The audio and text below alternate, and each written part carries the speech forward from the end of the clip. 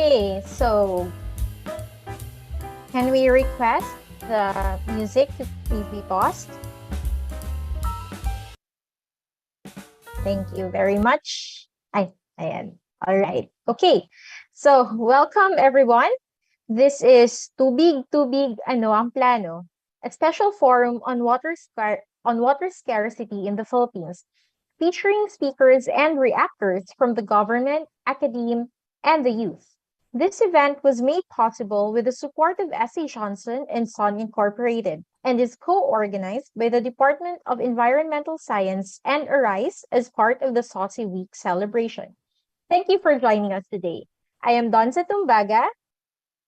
And I am Daniel Ratilla, and we are your moderators for this event. Before we start, just some house rules and reminders. First, please note that the program is being recorded on Zoom and is being live streamed simultaneously on YouTube and Facebook. Second, all participants are muted automatically as they enter the meeting room.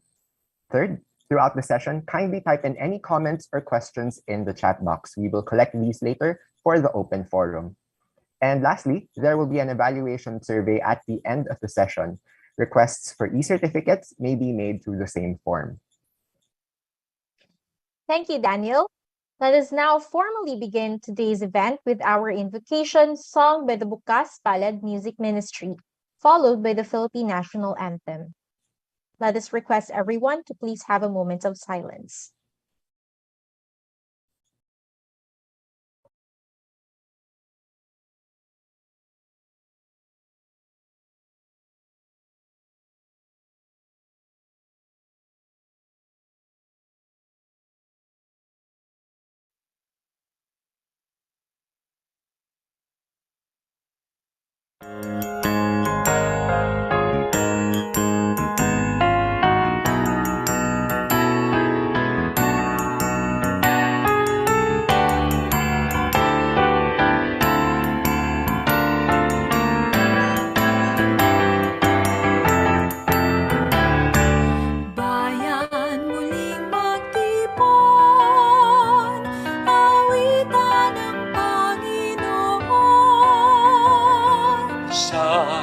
Sariwain, pagliligtas niya sa atin.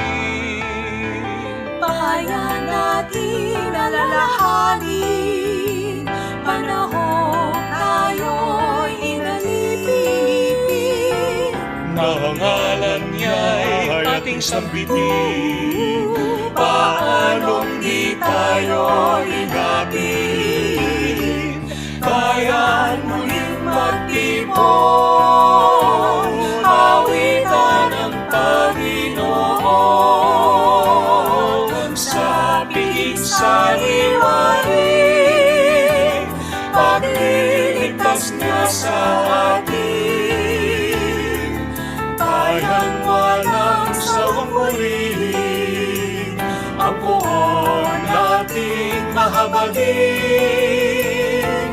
Bayang isayaw ang damdamin, kandilin ay ating awitin, awitin. Bayan muling magtipon, awitan ang Panginoon. Sa piig sariwain, pagliligtas niya sa atin. Sa piig sariwain, pagliligtas niya sa atin.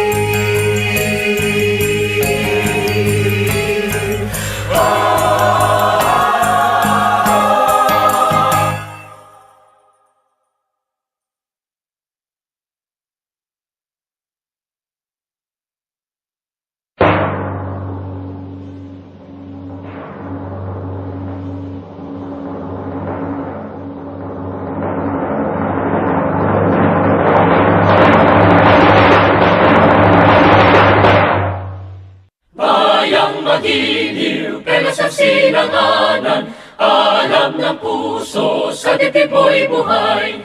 Lupang hinirang, duyan ka ng magiting, Sa manlulupig, di ka pasisiin. Sa dagat at bundok, sa simoy at sa langit mong bukaw. May nilagang tula at awit sa paglayang minamahal.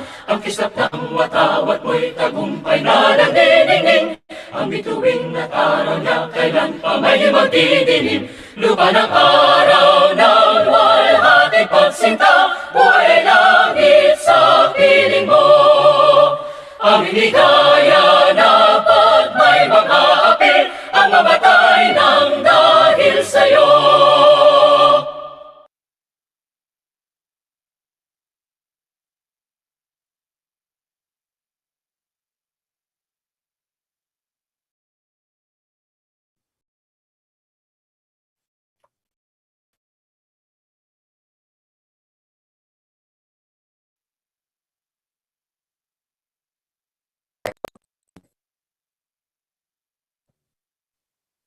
May I now call on Dr. Rafael A. Guerrero, Dean of the School of Science and Engineering, to welcome us to this event.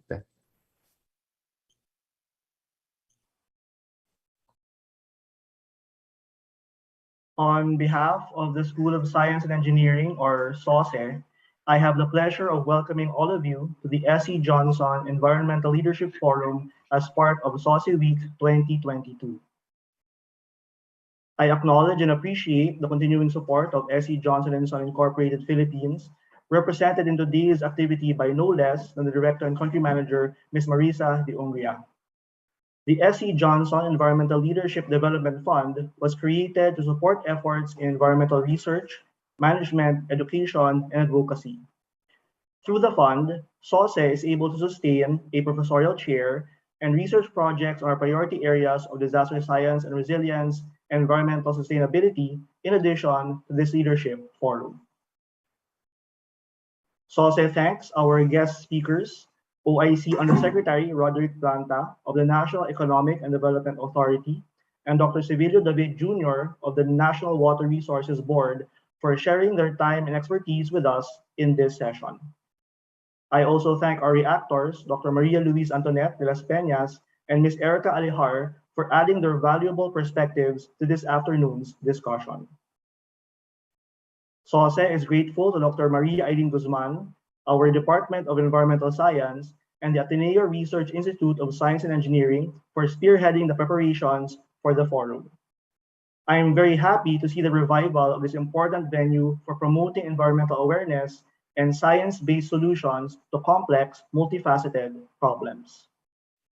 My thanks also go to the campus events management team for their technical assistance during this event.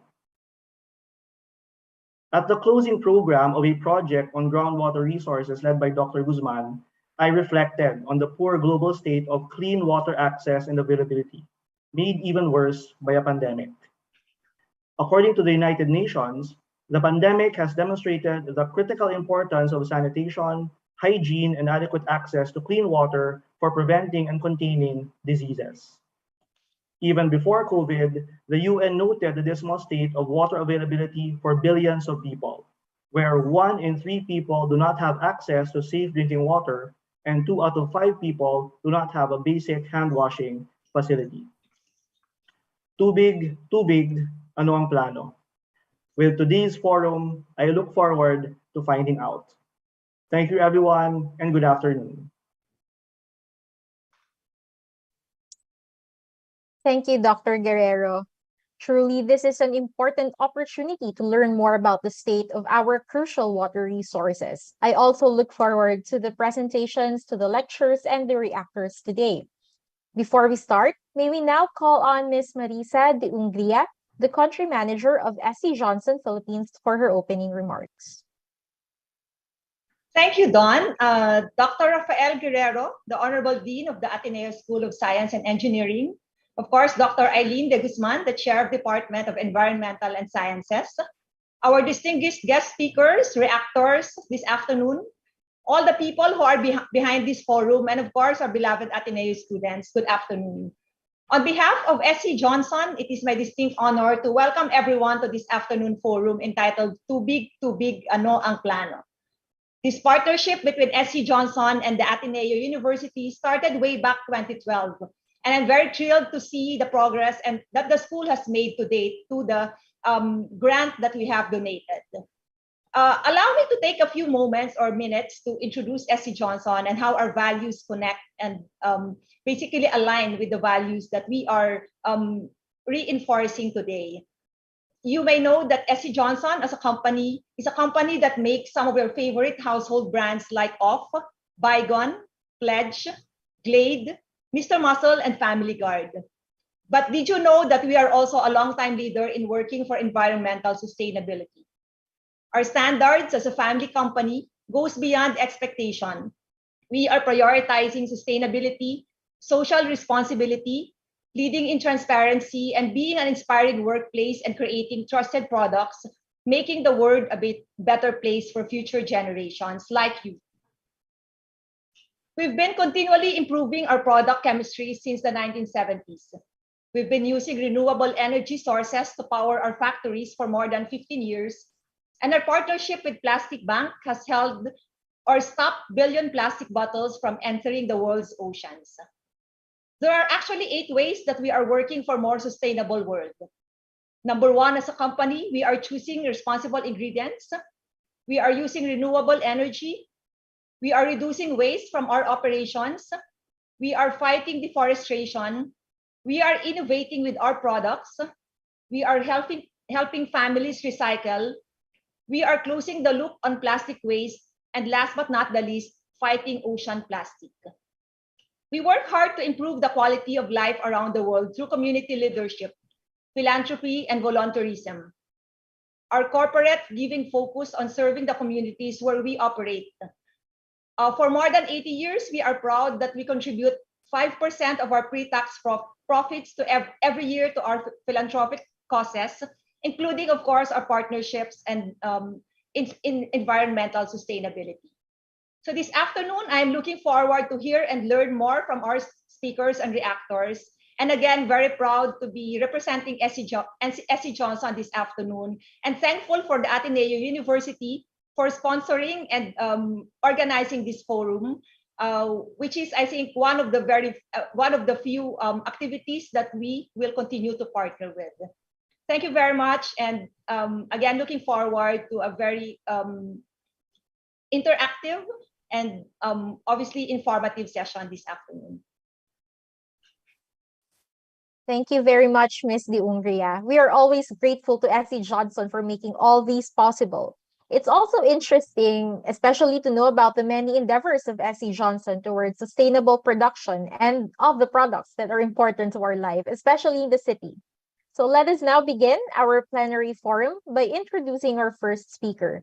He is currently designated as the OIC Undersecretary of the Investment Programming Group of NEDA, overseeing investment programming, review and appraisal of programs and projects, and monitoring and evaluation. He started as a junior engineer at the infrastructure staff in December 1993 and rose from the ranks to become the director of the monitoring and evaluation staff in March 2007. He was designated as director of the infrastructure staff in August 2015 until his promotion as assistant secretary in 2018.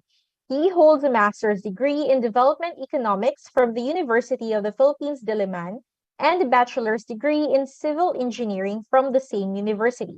It is my honor to welcome NEDA Undersecretary, Mr. Roderick M. Planta. Salamat doon. Maraming salamat po for inviting NEDA and me to this afternoon's activity.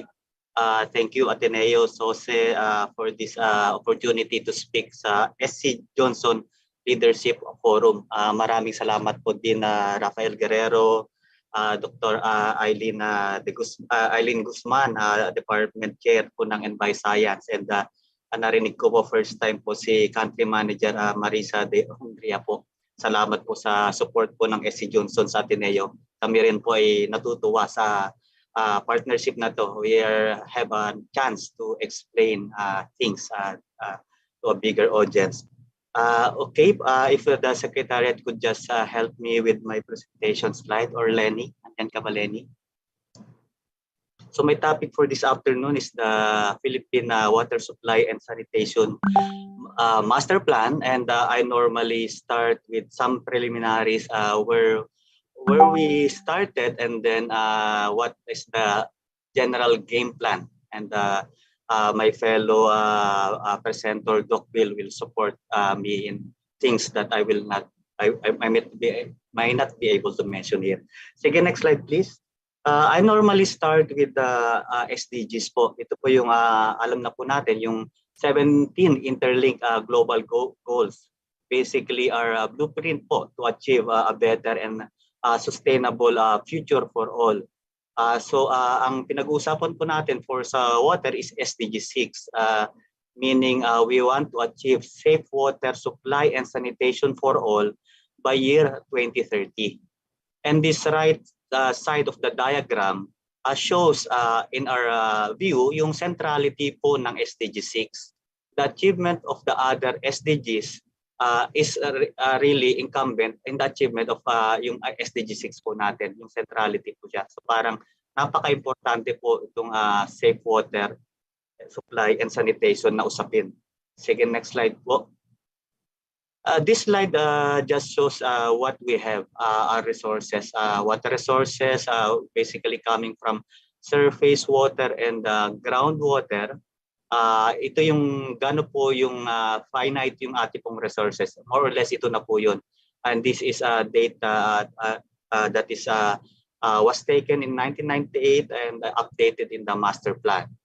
And next slide would show yung atin pong variability across regions po. We're saying here that water stress is expected to worsen in the future gawa po ng climate change, population growth, urbanization, economic development. Pero ano rin po to, this is partly, it shows variability across region, pero it's the wrong way also, come to think of it, presenting this, because as we all know, yung tubig naman po, hindi naman po yan by administrative regions. It's like the watershed. So normally what we try to do is to present it by water resource regions. But because we're in the advocacy part of the equation, so we'd like to show to the decision makers that yes, we have resources, but it varies across regions. And we will show again yung performance naman niya in terms of water supply and sanitation, which is my next 2 to 3 slides. Sige, please. Next slide, please. Ito po yung access to basic level of drinking water in the country. Again, variability across regions, malala po sa ating Muslim Mindanao, BARM. It's in the high percentage, mga 90% generally on average. But if you translate it in terms of population, basically 10 million, at least 10 million are not, wala pong access sa improved service level po sa ating water supply. Next slide, please. Ito naman po, talks about yung basic sanitation service level in the country. Ganun din po ba, variable pa rin siya across regions, and yung mga outliers po it's the same, BARM and other regions. Matataas pa rin po. Same story in the sense na we talk about percentage, it's high. But when you present this figure using families, using population, it's really disheartening to hear. A lot of our countrymen don't have this basic sanitation service level or basic facilities. Next slide, please. Another permutation of those slides. Ito po mga recent na po natin ito, APIS 2020 na data. And next slide is on the open defecation naman. We all know that WHO said that yung open defecation po is the leading cause of bloody diarrhea, which kills our children po. Sa pre-pandemic, the global average, international po natin is that one child dies every 90 seconds po. So sa Pilipinas po, yung pong data natin is one child every week yung namamatay sa atin because of food and waterborne diseases. So it's siyempre malayo sa international data, but it's a death to many. And these are kids that haven't yet reached their full potential to be a productive member of the society. And it's not here, but also we have data to show that yung food and waterborne diseases could contribute to yung stunting po ng mga kids natin. So mga ano po yan, mga may effect rin po sa future development ng mga kanilang mga intellectual capacities. And again, to be a productive member of society. Okay, next slide please. And these are naman the agencies that are tasked to deliver yung ating pong, let's say, if we want to achieve SDG 6 by 2030, ito po napakaraming institutions. Ang ano po namin, joke po namin dito, it's too big po. The institutions are fragmented. It's really too big. And this matrix was popularized by Dean Rolla of UPLB. Yung fragmentation po natin, basically because there's not one singular entity that is responsible for the development of the sector. Magkakanya-kanya sila, magsa-silo mentality, not because we are like that, because it's hard to coordinate when every other agency's mandate overlaps with another. So yung pong mga long-term na strategy po natin, plan natin, may hinder po ng fragmented institution. Okay, next slide please. So what we did at NEDA is to knowing all these things, all this data and the SDG 6, we attempted to, sige, ano pong pwede natin gawin to achieve SDG 6 by 2030. So the process of doing this master planning exercise started in 2017.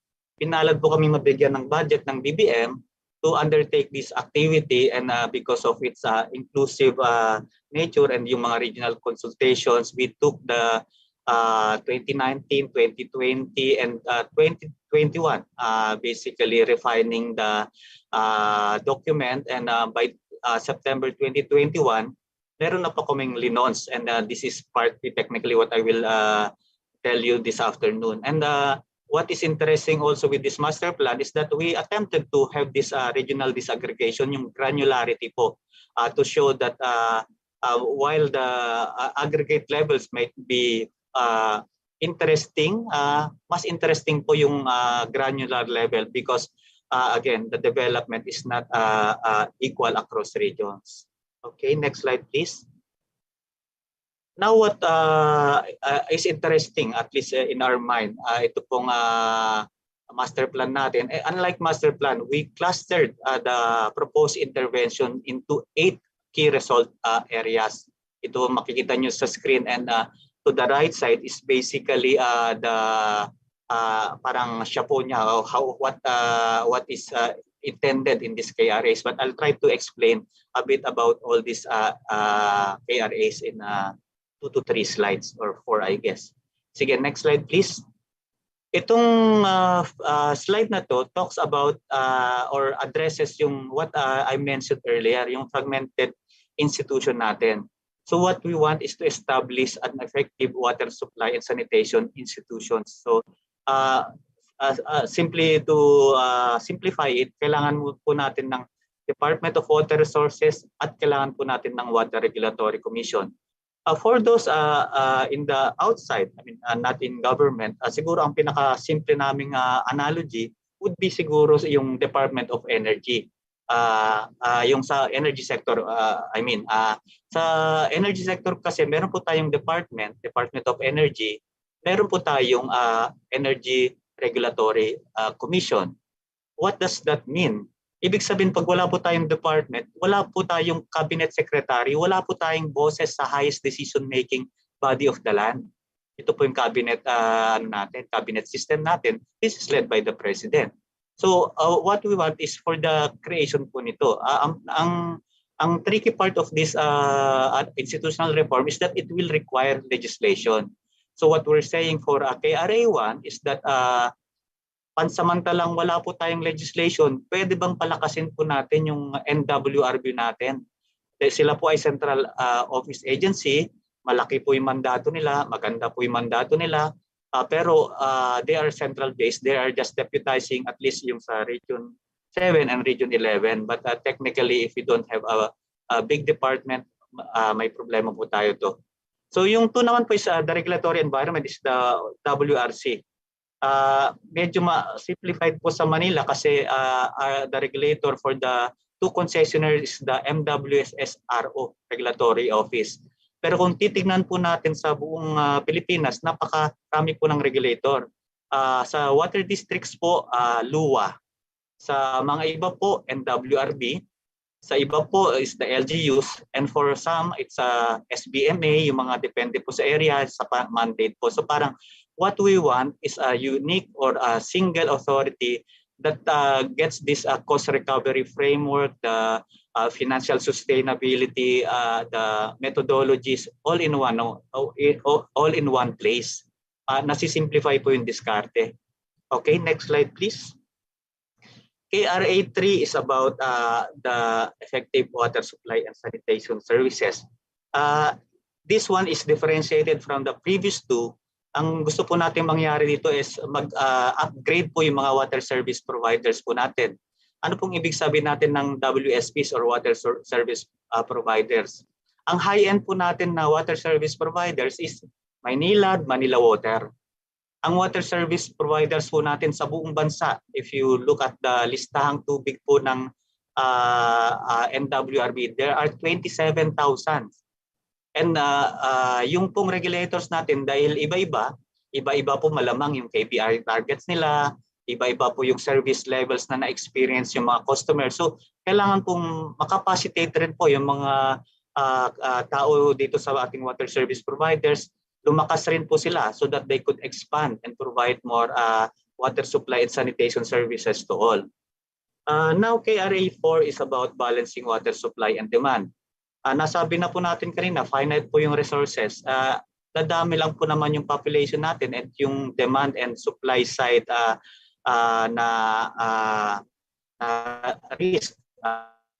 So ang mangyayari lang po talaga dyan, kailangan natin pag-isipan po yung mga water demand management strategies po natin. And siyempre, but these are premise na tama ba in the first place yung water resource assessment that we've shown earlier. But at any rate, sa palagay namin, pansamantalang finifigure out natin lahat ito as we go along, papunta ng 2030, pag-isip-isipan na yung mga central agencies, how do we issue administrative guidelines na requiring water efficient water fixtures. Ginagawa na po natin to sa mga kuryente.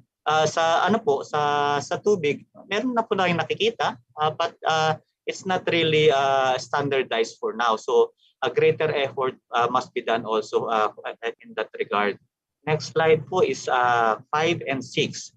Yung 5, KRA 5 is basically pinsan lang po ng KRA 4 yan.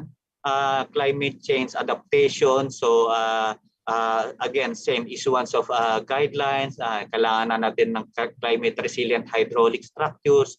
Making sure that our investment sa sector, ma-maximize natin. Hindi naman pwedeng kagagawa lang natin ng mga diskarte, babaguhin natin because we're not up to date in terms of climate resiliency. KRA 6 is basically saying that at the end of the day, we need to invest.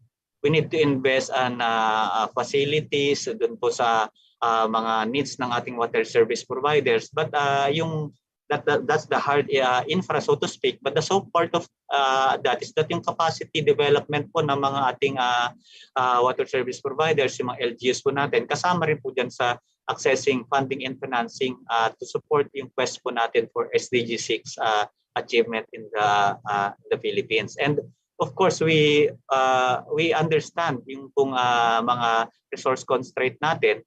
Kaya kailangan talagang pag-usapan kung paano magawa ng paraan ng national government, local government, other players po, academe, development partners. Kasi may mandanas ruling tayo, marami po tayong mga pampasikip po ng ating resource envelope.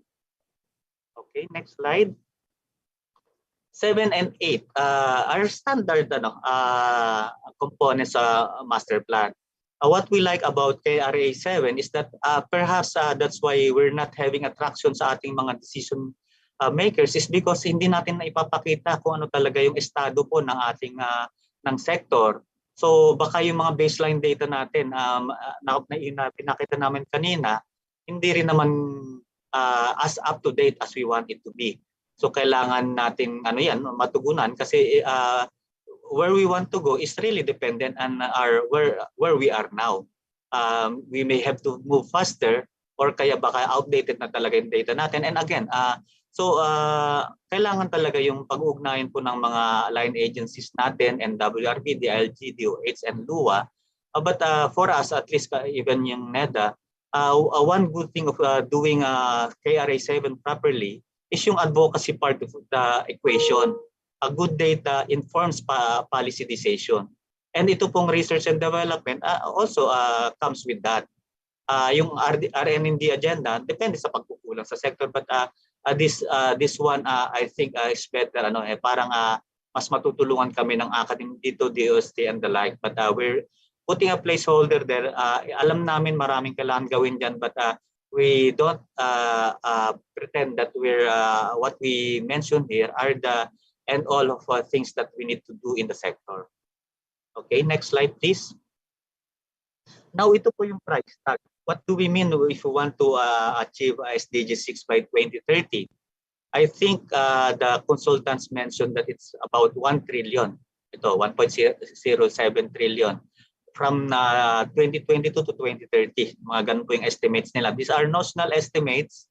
So marirefine pa rin yan kasi of course, we have to factor inflation, we have to feasibilities and the like. But to simplify it na lang, from now to 2030, baka nasa 100 billion annually ang kailangan natin to reach that SDG 6. And the next slide will show how do we intend to finance that. So kailangan natin ng mga development loans, kailangan natin commercial loans, kailangan natin ng private sector investment, kailangan natin ng grants from national government, local government. So bottom line is that of course magkaiba po yung water supply sa sanitation, iba-iba po yung appetite po ng private sector and how to finance these things. But to simplify siguro itong figures na to is that there's parang akin to bakas-bakas talaga. To make things happen, government cannot do it alone. Therefore, everybody must pitch in. DUA, ang ating mga development banks, mga commercial banks po natin, and other stakeholders po natin like local governments, meaning provincial government and LGUs. Okay, next slide please. Now nasabi natin kanina what do we need to achieve. Ito po yung datos natin. What we have been spending in the sector. Ito lang naman po national government. Posibleng mayroong dinadagdag yung private sector diyan, but generally nasa 7 billion po. Nasa 7 billion po. Ilagay na natin diyan. And sinabi ko kanina 100 billion. Now ang isang mga press release natin minsan, meron ditong mga local LGSF. Ito po yung mga resources that are being given by national government to the LGUs. It carries the various name, yung Growth Equalization Fund, FALGU, NTF, LCAP, assistance to municipalities, assistance to communities. So pag susumahin mo naman dito, medyo lalapit na sa 100 billion. Well, malayo pa rin pala, no? Parang pwedeng umabot lang at most 30 billion. But if you really look at this LGSF, itong mga various projects, these are community-driven interventions.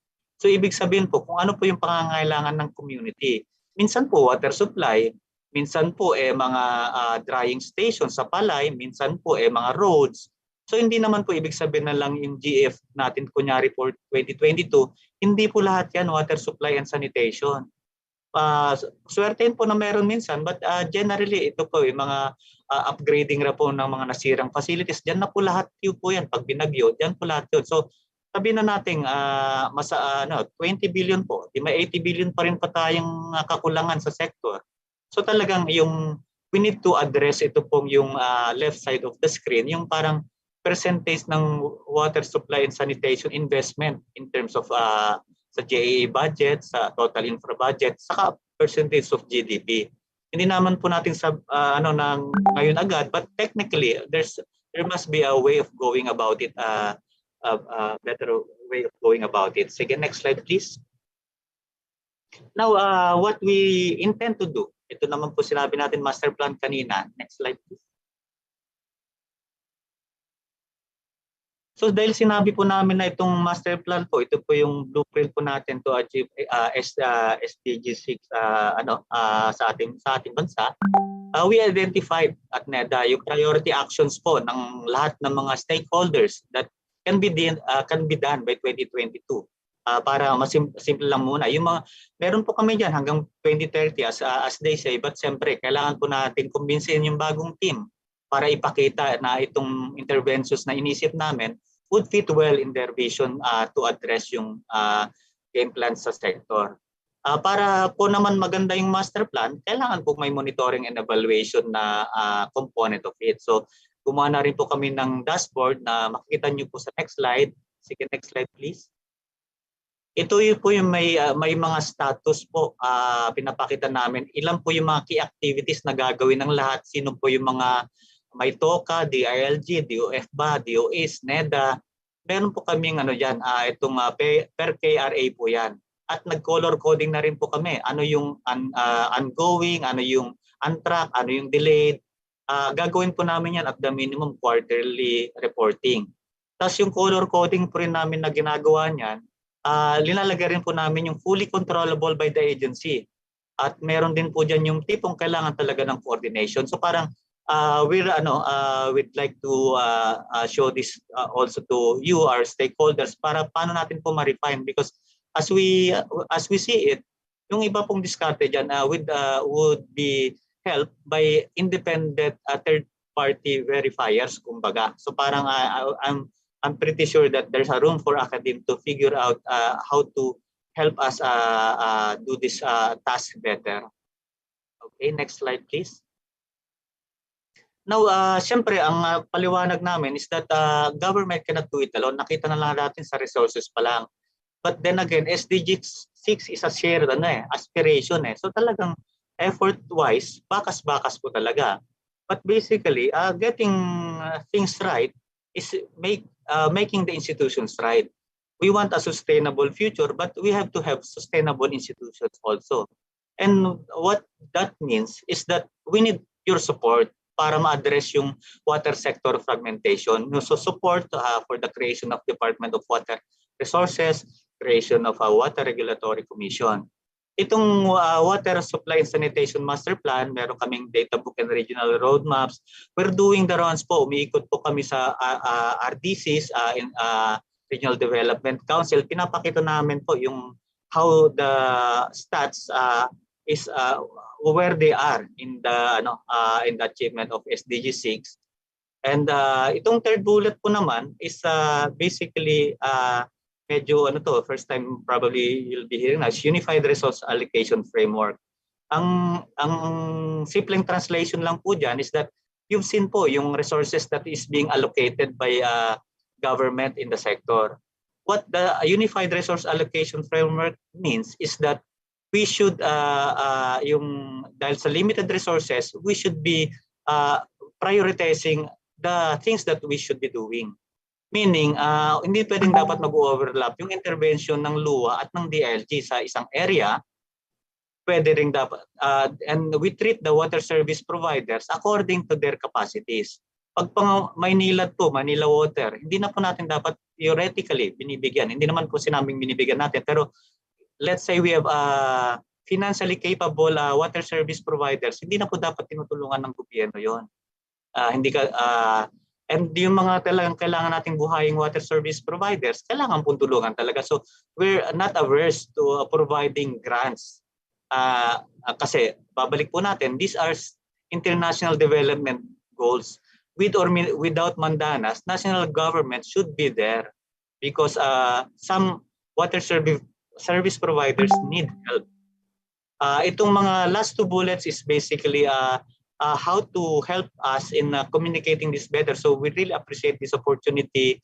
And then itong mga last bullet is what we're thinking, paano po mapapaliwanag pa ng mas matindi itong mga ito. So parang the partnerships, how can we best move this forward, ito pong natin. And marami rin po naman mga collateral na mga coordination work that's being done by NEDA with NWRB at may papaliwanag rin ni Doc Bill mamaya yan. Okay, so mga last 3 slides na lang po siguro before I end.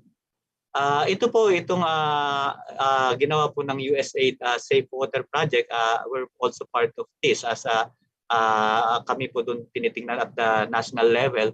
But these are disaggregation po. Doon makikita po natin ang graphics niya. But we shown nyo at the regional level, pero yung mga water security roadmap at the provincial level, at the LGU level, gusto po nating maipakita. Ano pong estado po ninyo sa water supply, ano pong estado nyo sa sanitation.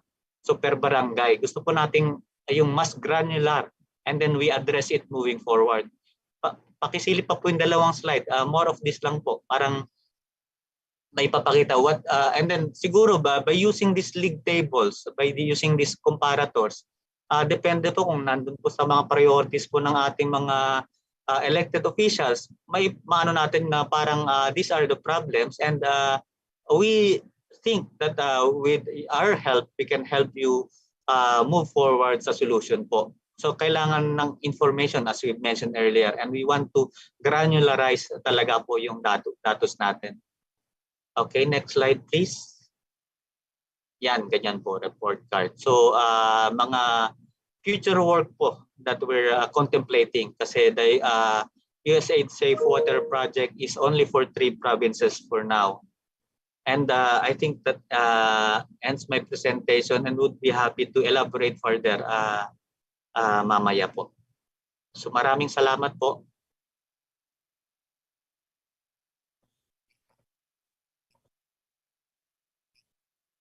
Thank you very much, Undersecretary Planta. It's very important to understand where we are as a country, what our gaps are, and what steps can be taken to achieve our water security goals.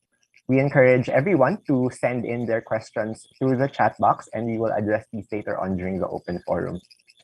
At this point, we would like to once again call on Dr. Guerrero to present the Certificate of Appreciation to our first speaker, Undersecretary Planta.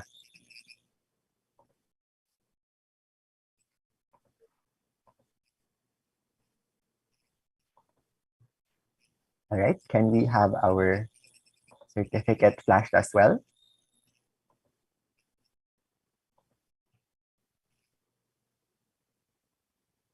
Thank you very much.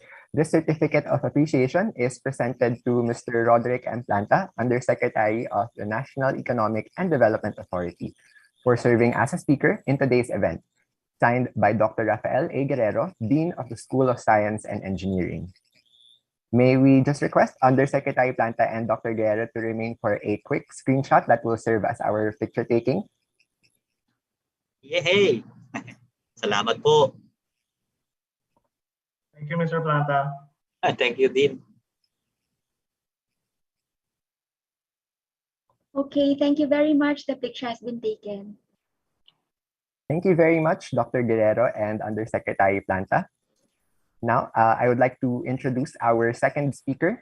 He is the current Executive Director of the National Water Resources Board, the agency mandated to administer and manage the country's water resources. He leads the conduct of water resources assessments on major river basins and groundwater constraint areas, which include the use of technologies such as GIS, hydrologic modeling, and isotope studies. He plays an active role in the management of the releases from Angat Dam, which secures water supply for Metro Manila, adjoining cities and municipalities, and irrigation for Bulacan and Pampanga. He is actively involved in policy discussions on charting the country's water security roadmap under the framework of integrated water resources management, and more particularly in addressing issues on governance, economic regulation, and optimization of water resources. It is my honor to welcome Dr. Sevilio David Jr.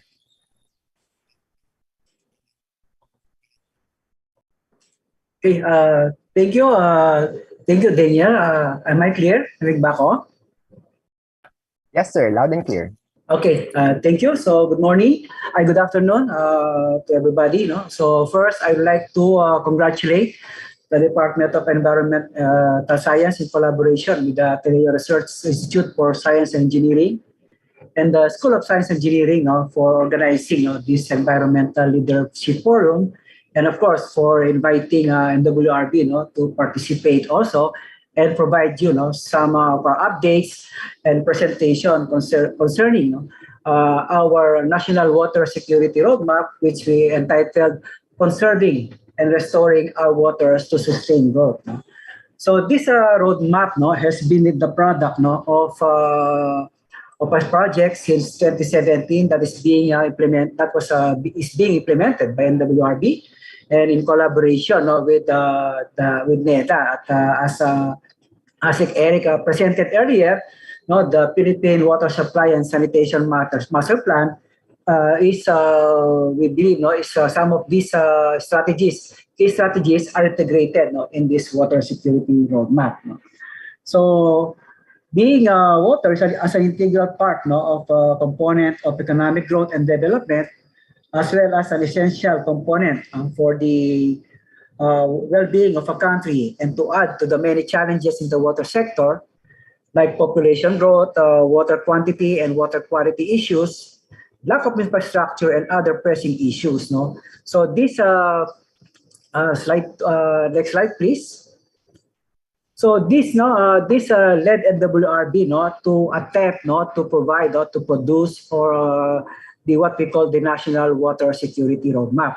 So the roadmap considered the integrating the plans of the Philippine Development Plan, some of the the SDGs, as mentioned by Yusek Eric earlier, wherein the challenges, there's a big challenges in achieving the goals of the SDGs, wherein universal access by 2013. And I think Yusek Eric presented earlier, the stages where we are with this the situation of our water supply and sanitation and the challenges that we are facing ahead. And of course, that's why the NWRB has is now attempting to provide how we can secure our water and provide an initial attempt to provide the roadmap for water security. Next slide. So the framework of the Philippine Water Security Roadmap is consistent, what we call the Asian Water Development Outlook and other existing water security roadmap. It stresses the role water plays in key linkages on economic, environment, rural household, urban water security, and water infrastructure resiliency. So these are the 5 water critical linkages that we identified. And at the same time, it recognizes the overarching impact of governance in water and these key 5 key linkages. Of course, climate change also impacts water security. So the roadmap consists of the project present landscape. So it discusses also the demographics and water resources data information, facts and figures obtained from partner agencies. So the linkages, action plans indicate short, medium, and long-term strategies, as well as the inclusion of the monitoring and evaluation learnings are also forms part of this report. Next slide. So the path to sustainability is to balance the environmental, economic, and social needs and to sustain the growth. So this is the economic growth needs to be redistributed through government interventions. The water source needs to be protected. Resilient infrastructure is essential. Sustain the water environment allows for growth and cater the social needs of low-income families. Governance also allows reforms that sustains demand for energy, agriculture, industry, and services, protect the environment to sustain physical base of water, raise funds from the economy, and involve the people in protecting the environment. IEC and citizen science are also needed to mobilize people for water security. Next slide. So what is the roadmap? The roadmap, it has the avenues for the roadmap, wherein this roadmap is almost 130-page report. And of course, the avenues for actions are supporting economic activities, protecting and preserving the environment, providing safe, clean, and affordable water for households, sustaining urban water, building resilient infrastructure, reforming governance, and enhancing municipal water and sanitation. Next slide. So we have identified some of the key challenges and actions. So to ensure water security, it is necessary to take actions that makes water available for the present and future of Filipinos. The roadmap provides steps and actions in overcoming the challenges towards securing water. The challenges mentioned here are result of the various focus group discussions that we have conducted between 2016 to 2021. So the main challenge for economic security is to ensure that the water demand needed by the various economics sectors are met. So as economy grows, other industries and sectors will require more water. Water security for the economy will secure and will ensure sufficient water for agriculture, industry and services such as tourism and energy to achieve economic growth and development. So for agriculture, water is key to food production and security.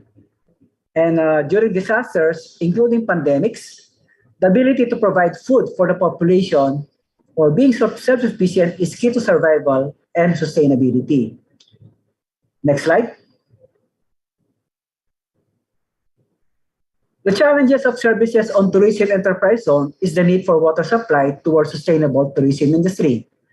And environment, water security cannot be achieved without environmental protection, particularly in the restoration of groundwater, surface water, watershed, and managing runoff and preserving critical infiltration.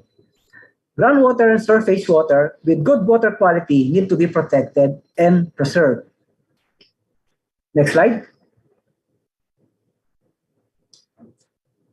Rural water in the country is characterized with low demand and sparsely distributed population.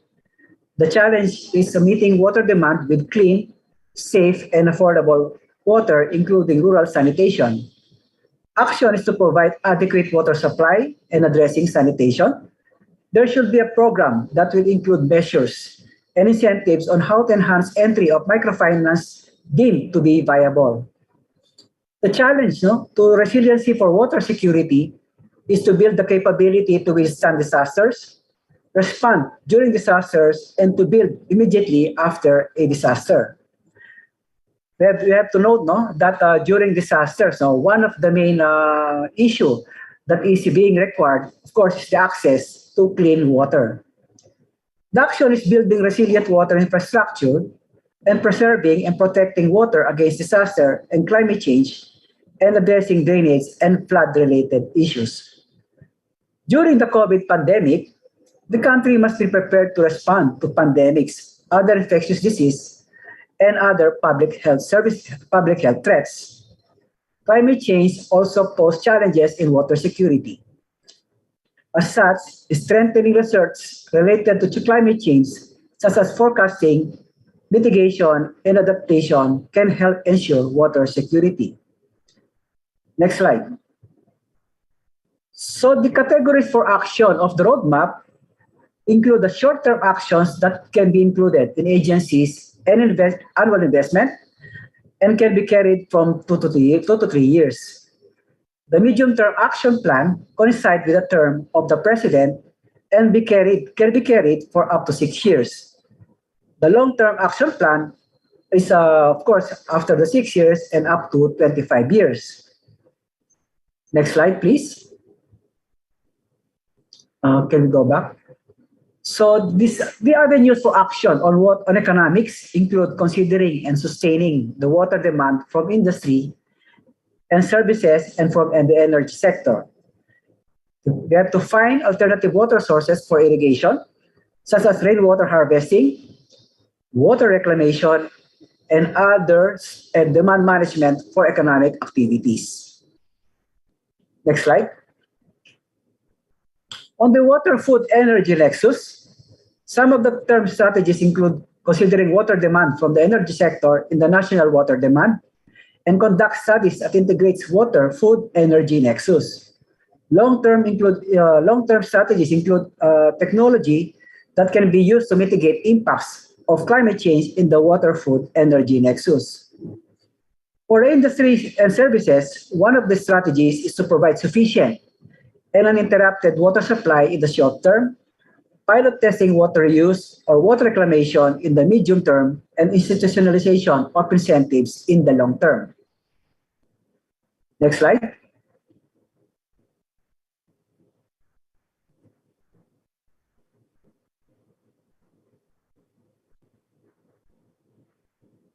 Okay, the challenges no, for water challenges no, of services on tourism. I think will that be the no?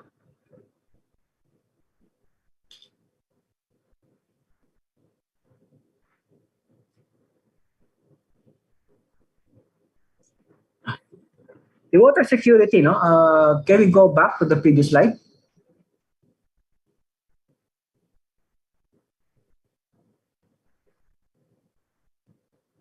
Yeah, I think I'm done.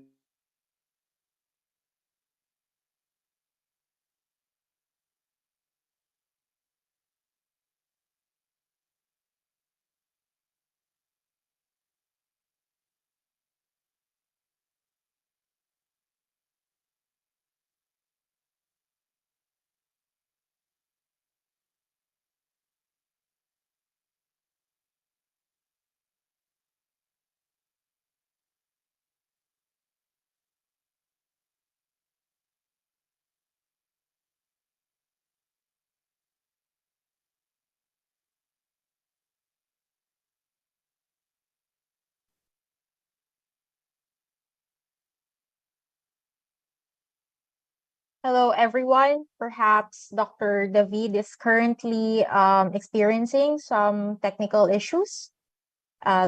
Let's stand by for a bit. We'll try to reach out to him. We'd also like to remind everyone that if you have any questions or comments even to share for their first speaker and for our second speaker, feel free to put them in the chat, or you can direct message, and we'll be addressing these questions later on during the question and answer.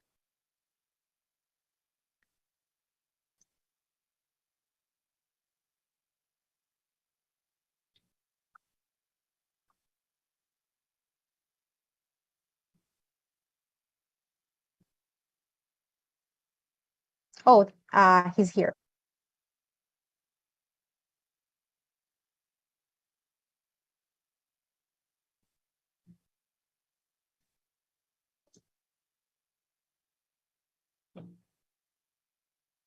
Dr. David is currently joining us. So let's just wait a bit.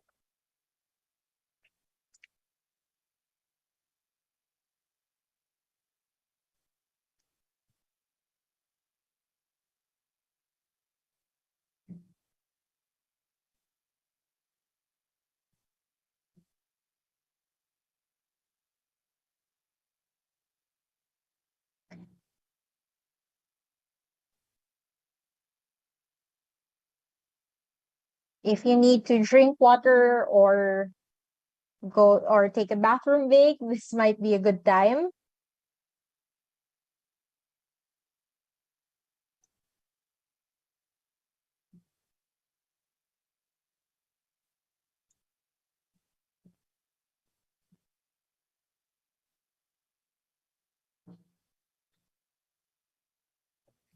Yes, so while we wait for Dr. David, oh, there, okay, I see that he has just successfully joined us. Dr. David, are you there?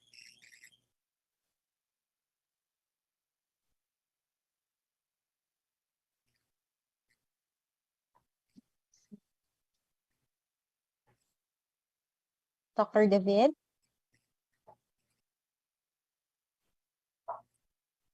Perhaps while waiting for Dr. David's connection to stabilize, this would actually be a very good opportunity to... He's muted daw. Maybe we can Okay, allow... There we go. Okay. Yeah, sorry, Welcome no, back, medyo Dr. David. nagka-problema yung internet namin, no. I think if you I think that's our ano bang slide yan? Can be, you know, for a while, no? Medyo, I have to check, no? So that's our 12, slide 11. So I think, okay. Okay, sige. So okay, so to continue, no? So for the demand for water, no, for agriculture, no, I think what the issue is on the update on the assessed water efficiency of irrigation systems, and of course, to implement programs for rainwater harvesting benefiting the agricultural sector. And of course, construction of appropriate and adequate infrastructure needed for agriculture. And more recently, I think through the NEDA and the National Irrigation Administration, they recently released what the publication on the National Irrigation Master Plan. And I think the master plan or the strategies in the master plan and its objective are consistent also, no, in the strategies and objectives of this water security roadmap concerning agriculture. Next slide. So the avenues for action on environment include managing the groundwater and surface water. So more recently, the World Water Day theme, for this year is all about groundwater, and we need to conduct water resources assessment to determine available water and water quality. There is a need to install monitoring stations for groundwater and surface water for data generation. Technologies on how recharge zones can be protected should be part of the research and development. Other avenues include watershed management, management of runoff, and infiltration, enhancing wastewater regulation. So I think the water security and environment mainly deals on protection of the two main sources of our water, which is groundwater, as well as the surface water. Next slide. So water supply outside Metro Manila is being sourced from groundwater. So I think this resource is important, no? So we know that outside Metro Manila, I think mainly the water source is coming from our groundwater. Since the groundwater is invisible, it can be visible by monitoring the aquifer. So construction of groundwater monitoring wells and measuring water level and water quality will provide us the necessary information on the condition of our aquifers. And next slide. Managing watersheds are integral to the management of both surface and groundwater resources. However, managing watersheds does not happen overnight, but requires long-term solutions such as restoration of denuded watersheds, watershed watch, and buyback program. A fund should be established for maintenance of the watershed. The controlled expansion of built-up areas leads to an increase in impervious surfaces, which in turn leads to an increase in runoff. So we have to manage the runoff and preserve the critical infiltration. So some of the short-term strategies include identify critical areas for recharge and review laws and practices for land conversion. Next slide. So we have to also consider for environment, manage the wastewater and properly regulate and monitor the system. Some of the short-term strategies include review and improvement of the current cost recovery framework and creating standard and regulation for reclaimed water. For the medium-term strategies, such as implementation of wastewater projects and regulations should be included. Next slide. So in sustaining water supply for domestic demand, so we have to reduce domestic water use through demand management. So these short-term strategies include assessing water efficiency of household use both in urban and rural areas, create demand management program with measurable targets, and adopt water-efficient technologies. Addressing both urban and rural sanitation is crucial in ensuring that diseases do not spread in community and that the population remains healthy. For the rural sanitation, short to long-term strategies include provision of basic sanitary facilities, eliminate open defecation to protect health and environment, and establish program for hard washing facilities. Next slide. So in addressing rural water include creating a framework to fund rural water, promotion of rainwater harvesting for the long-term separate regulation for non-viable and sustaining water. Some of the short-term strategies include use of rainwater and reclaimed water as an alternative source for domestic and household use. So likewise, for next slide, in sustaining municipal water use, we have to include yung demand management. I think that's the main factor in sustaining municipal water use, and finding alternative source for highly urbanized areas and studies on financial viability of urban centers. Next slide. So the demand management for municipal water for the short to medium term include adapting technology for water use efficiency and establishing pilot cases and preparing standards and provide incentives for efficient water use. And of course, we have to also consider the sustaining megacities and highly urbanized areas wherein strategies include utilization of alternative sources, restoration of groundwater like water quantity, use of reclaimed water, and watershed protection must also be considered. Next slide. So water infrastructure should be resilient against disasters, climate-related phenomenon, public health concerns, such as spread of communicable diseases. Also, during the outbreak of COVID-19 pandemic, the government agencies prepared strategies to provide water for hygienic purposes to the population. Next slide. Some of the short-term strategies include documenting lessons from the past and prepare disaster resiliency program integrated with the NDRMC. Climate projections, geohazard maps, as well as water and wastewater should be disseminated and explained. And for the long term, need to institutionalize emergency response time, resiliency plan, and implement standards for climate resilient infrastructures. Next slide.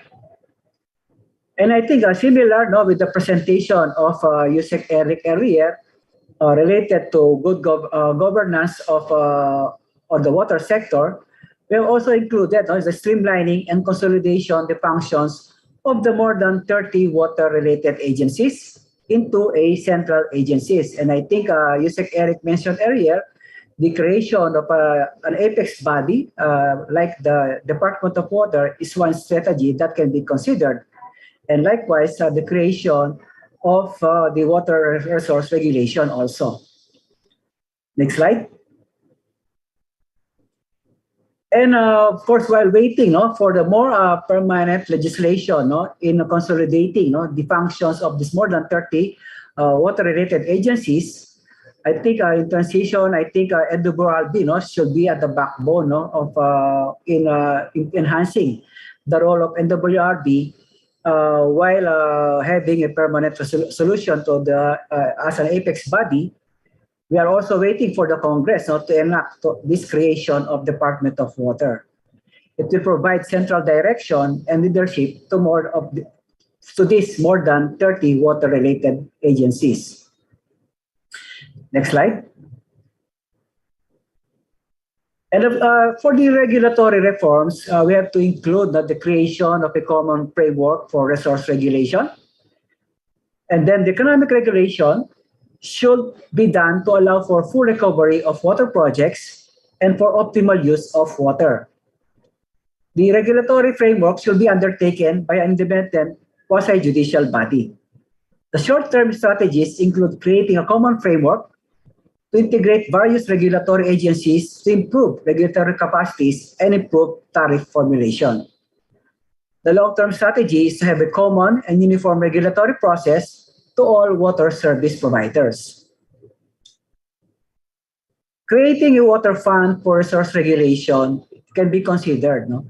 It can be established for resource regulation, wherein the fund can be a combination of different funds raised from consumers and penalty for polluters. And there is also a need for the consideration for the implementation of raw water pricing. As an overarching or encompassing linkages to governance is innovations, research, data banking, and capacity building. There's little or no investment and scarce application of emerging technologies related to water as well as related research and development. So there should be a center no, for the a center for collaboration between the government, academe, and private sector to address the technology, innovation, and adaptation pressing issues in the sector. Capacity building and data banking with regular funding from the government is also considered. This center should pursue approaches and practices for long-term water security. Units related to water resources, irrigation should be created. Of course, climate R&D should also be included for the next 6 years. And then the academe, no? I think the academe should scale up their R&D to address short and long-term water-related issues. Next slide. The roadmap also considered the empowerment of the citizens, which required them to do their share in securing water for present and future generations while creating venues for participation. The citizens movement has shown to be effective based on experience from other countries. So I think that we have to consider. The citizen science would allow expert and knowledgeable citizens to share their time and effort for future water security. Next slide. So the monitoring and evaluation and learning are the elements, no, are also part of this roadmap. No? The monitoring comprehensively means taking a closer look at project objectives, theories of change, implementation plans, key performance indicators to eliminate successes and challenges that project implementers. The evaluation means to take a deeper analytic look at the subset of projects chosen for using innovative strategies, achieving desired outcomes, operating in diverse set of contexts. Learning continuously means to have relevant, timely information as grant initiatives unfold and implementation improvements are still possible. This will be the next activity that will be undertaken for the way forward. Next slide. So our way forward for the roadmap, there will be, I think, in collaboration with NEDA, we are planning the continuous consultation. So we are considering this roadmap as a what we call a live document, wherein a continuing consultation with sectoral representatives and other water-related agencies, including academia, can provide additional input to support and update the roadmap. We have also to cascade these water security plans and strategies to regional, provincial offices and the public sector. And of course, the monitoring, evaluation, and learning should be cascaded also. And likewise, we have to collaborate with other agencies to implement the roadmap. And of course, the securing of the funds to implement some of the strategies as stipulated in the roadmap. And of course, we also consider strengthening of NWRB as well as periodic updating of the roadmap. So I think these are the way forward, and I think the academia can provide some inputs later on that can be considered in the updating of this roadmap. I think that's my last slide. Thank you, and back to you, Daniel.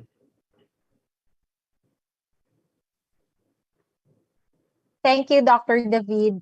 It's very interesting to learn about the state of our water resources, the challenges we are currently facing in different aspects of water resources, and the challenges that we might still face in the future. But more than that, it's reassuring to hear about the plans to address these concerns. So thank you for sharing that with us, Dr. David. Once more, we would like to call on Dr. Guerrero to present the Certificate of Appreciation.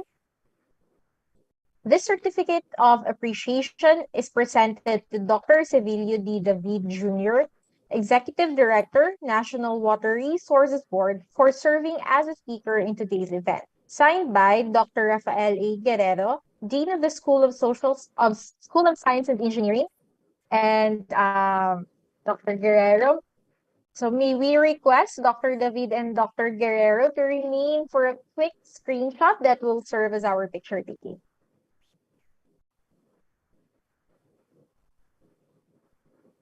Okay, thank you. The picture has been taken. Thank you very much. Thank you. And again, if you have questions for our speakers and reactors, thank you, Dr. Guerrero and Dr. David. So please type your questions in the chat box, or you can send it as a private message to Miss Abby Favis. We already have some in line for the open forum later. So excited. Daniel? After hearing the presentations by both of our speakers, we would now like to invite Dr. Maria Luis Antoinette de las Peñas, the Associate Dean for Research and Creative Work of the Ateneo de Manila University, to give her reaction and to present the role of the academe. Dr. de las Peñas.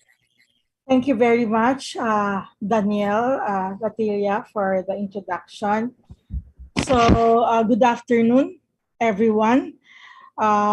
First, allow me to thank our esteemed speakers on behalf of the Ateneo de Manila University. So, Mr. Eric Plante, OIC and Undersecretary for NEDA.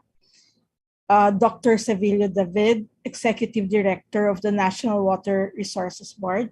And I'd also like to take this opportunity to thank Dr. Rafael Guerrero, Dean of the School of Science and Engineering, Dr. I. Guzman, Chair of the Environmental Science Department, for organizing this important event, the S.C. Johnson Environmental Leadership Forum. And of course, I'd like to thank S.C. Johnson for also being our partners in this endeavor. So first, this opportunity of hearing this master plan and roadmap has come at, I think, an opportune time in our university. Just very recently, the Ateneo de Manila University, we came up with our own roadmap called the Lux in Domino Strategic Plan for 2030, where we also organize and put together the university thrusts and how we want to move forward in the coming years. And really, one of the mission of the university is to uphold, preserve, and communicate truth and apply this to human development and the preservation of the earth. And the research vision is aligns with this. And we want to not only discover new knowledge, but also to address research with impact aligned with the UN SDGs. Now, one of the strategic priority areas of the university is integral ecology. So within and outside its walls, our university would want to lead and hope to lead the way in sustainable and integral human development.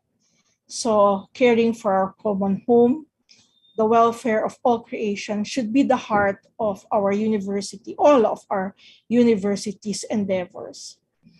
So, and I'd also like to reiterate as part of the strategic priority area that our university has set forward is to engage in strategic partnerships and effective collaboration. And we see that what we have today through this event is strengthening partnership and effective collaboration, working towards this strategic priority area. I'd also like to state and probably also help share one of the recent successes that we have had. The Times Higher Education Impact Rankings. I think this was announced over a week ago. So our university has the overall rank. So what is the Times Higher Education Impact Rankings? So it ranks universities globally in terms of particular metric and indicators in the UN SDGs. And our rank is in the 101 to 200 bracket. So we are happy that in the Philippines, we rank number 1 in terms of these THE impact rankings. And in SDG 6, clean water and sanitation, we are among the top 50 universities. And for sustainable cities and communities within the top 100, and also for SDG 16 and SDG 17 as well. And among the rubrics or indicators for SDG 6, and I'd want to just share that today, is for one, water consumption within campus, water usage and care. So this includes the appropriate use and protection of the quality and quantity of our water resources, water reuse, including the recycling of water, outreach and engagement initiatives to address community water management and water usage, and of course, research on water. And in the Ateneo, this is our institutional repository. So we have a very wide readership on the various UN SDG goals, and most especially in water. So we have a lot of publications, and this is found at the Ateneo. I have listed some of the publications here through the years, the past 5 years in particular. We've seen an increase of research output supporting SDG 6. And I'd like to invite you to look at these papers. One of which, for example, is this work, Assessment of Quantity and Quality of Microplastics in the Sediments by the team of Dr. Emeline Espiritu from the Department of Environmental Science. And we take pride in the interdisciplinary research.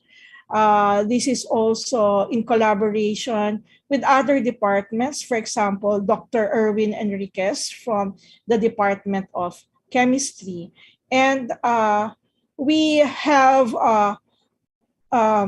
international partners who also work with us. So what you see here in the screen is our engagement in terms of our research publications with international institutions or institutions based abroad in other countries and regions, and also our publications in collaboration with academic and the academic and corporate relations.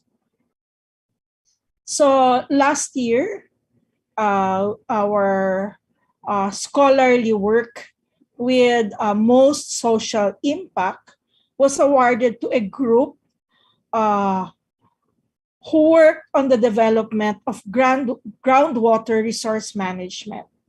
No, and I know that the team of Dr. Espiritu, Dr.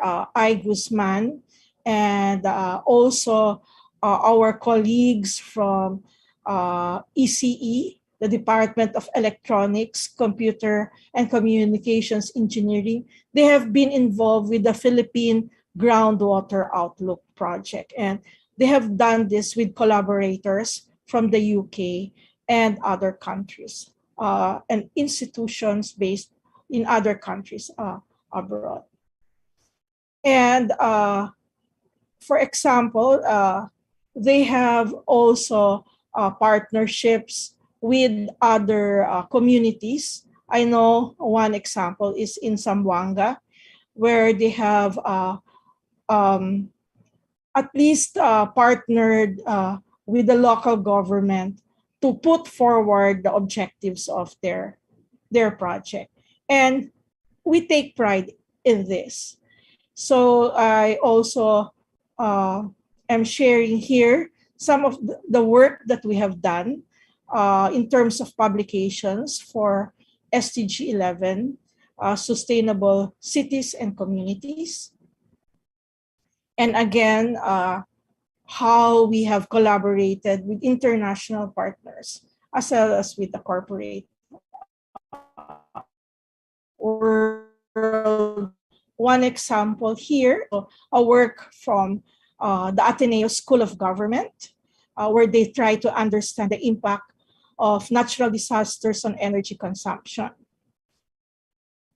And the team of Dr. Emma Porio, based at the Department of Sociology and Anthropology in the School of Social Sciences. She heads the team working on coastal cities at risk in the Philippines.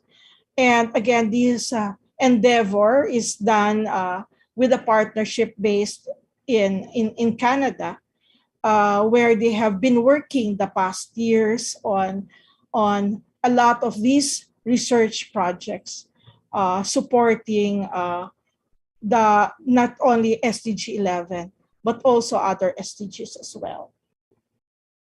So I show here how the different sectors in the university have worked towards campus sustainability. And ARISE, the Ateneo Research Institute of Science and Engineering, has been, since its establishment in January 2020, has also been working towards enhancing the research capability and networking capability of the School of Science and Engineering to transform Philippine society through the generation of knowledge, not just knowledge, but also innovative technologies in support of national development and also the various SDGs. And there's also the Ateneo Institute of Sustainability, established in April 2013, which is our hub on sustainable development. Now, what I've heard here today, I want to also mention what is now the role of academia. So I outlined here some of the important points. One of which is to bestow to our faculty and our students the knowledge, the skills, and the motivation to understand and address the SDGs. In particular, for example, SDG 6, what was presented here, the key issues and the concerns.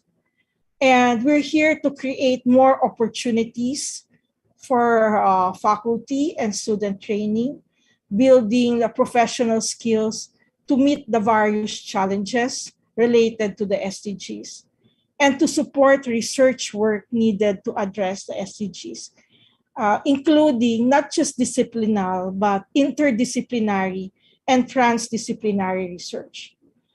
And to find and foster innovative solutions for sustainable development.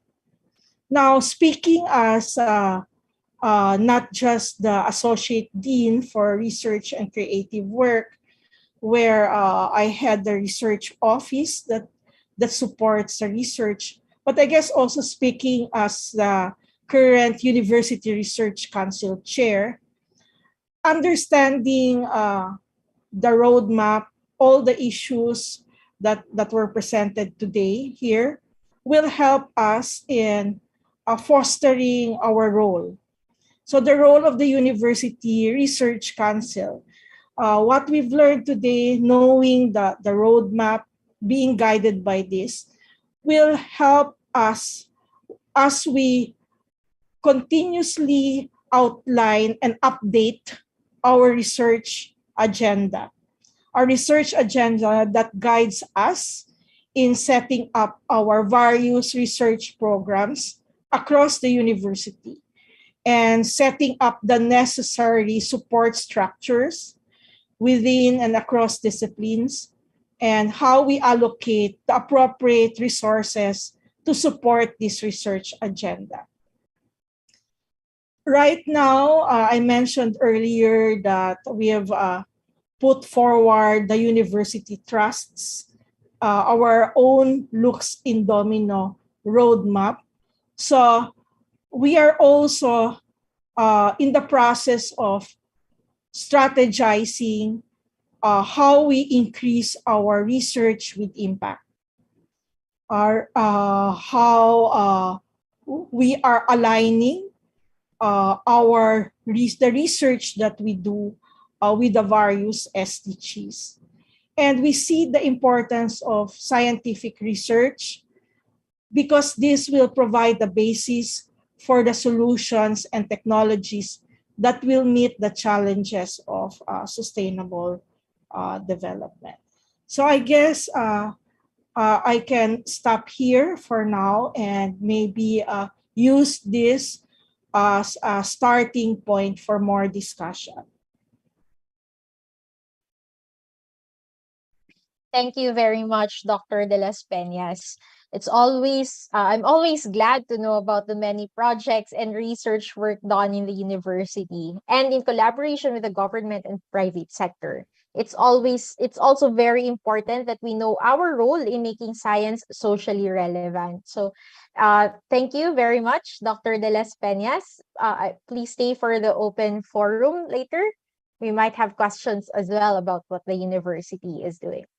Now may we invite Ms. Erica Rose Alejar, Vice President for Administration of the Philippine Association of Environmental Science Students, to give her reaction and to represent the role of the youth. Thank you, Miss Dawn. Let me share my screen.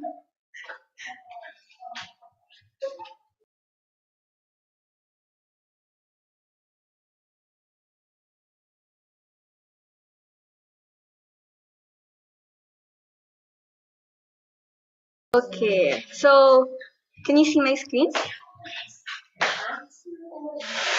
Yes, we can see Okay, it. thank you. So again, thank you, Ms. Dawn, for that introduction. Good afternoon, everyone. I am Erica Rose M. Alihar, an environmental science student at the Ateneo de Manila University. It is my honor to be representing the youth for today's forum.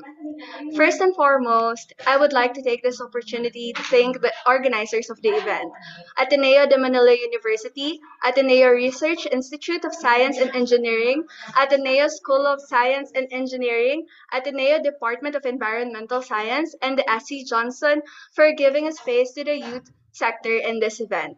Thank you also for the presentation of Dr. Sevilio David Jr. of the National Water Resources Board and Undersecretary Roderick Planta of the National Economic and Development Authority. The numbers in the country are saddening. 1 out of 8 people are getting water from unsafe sources. 1 out of 5 people do not have access to improved sanitation. 4 out of 5 people in the ARMM do not have access to flush to piped sewer systems or septic tanks. 1 out of 2 people in the ARMM is limited to basic sanitation facilities. 4 million Filipinos still practice open defecation. These are not just numbers, but also real people. I remember our former house help sharing to us that they did not even have their own comfort room. Hence, their family, including her grandchildren, practice open defecation. While lining up to vote last May 9, I had a random chat with a fellow voter, with a kabarangay. She said that she would be voting for a specific local candidate so that they would have a water pipeline in their area because until now their sitio still sources their water from pozo or water pump. This is the reality that my generation is facing and the future generation are threatened by. With the threats of climate change and increasing population, the situation can be worse. Thankfully, the government is not complacent about these figures and eager to bring clean and safe water to every Filipino. The government sees the problem and aims to address it. The creation of the Philippine Water Supply and Sanitation Master Plan and the Philippine Water Security Roadmap only implies the action of the government on water issues in the country. Water is a very important resource of humanity. It is not only a fuel for our bodies, but also a fuel for our socio-economic activities. It is used to irrigate our crops, manufacture our clothes, and many other activities.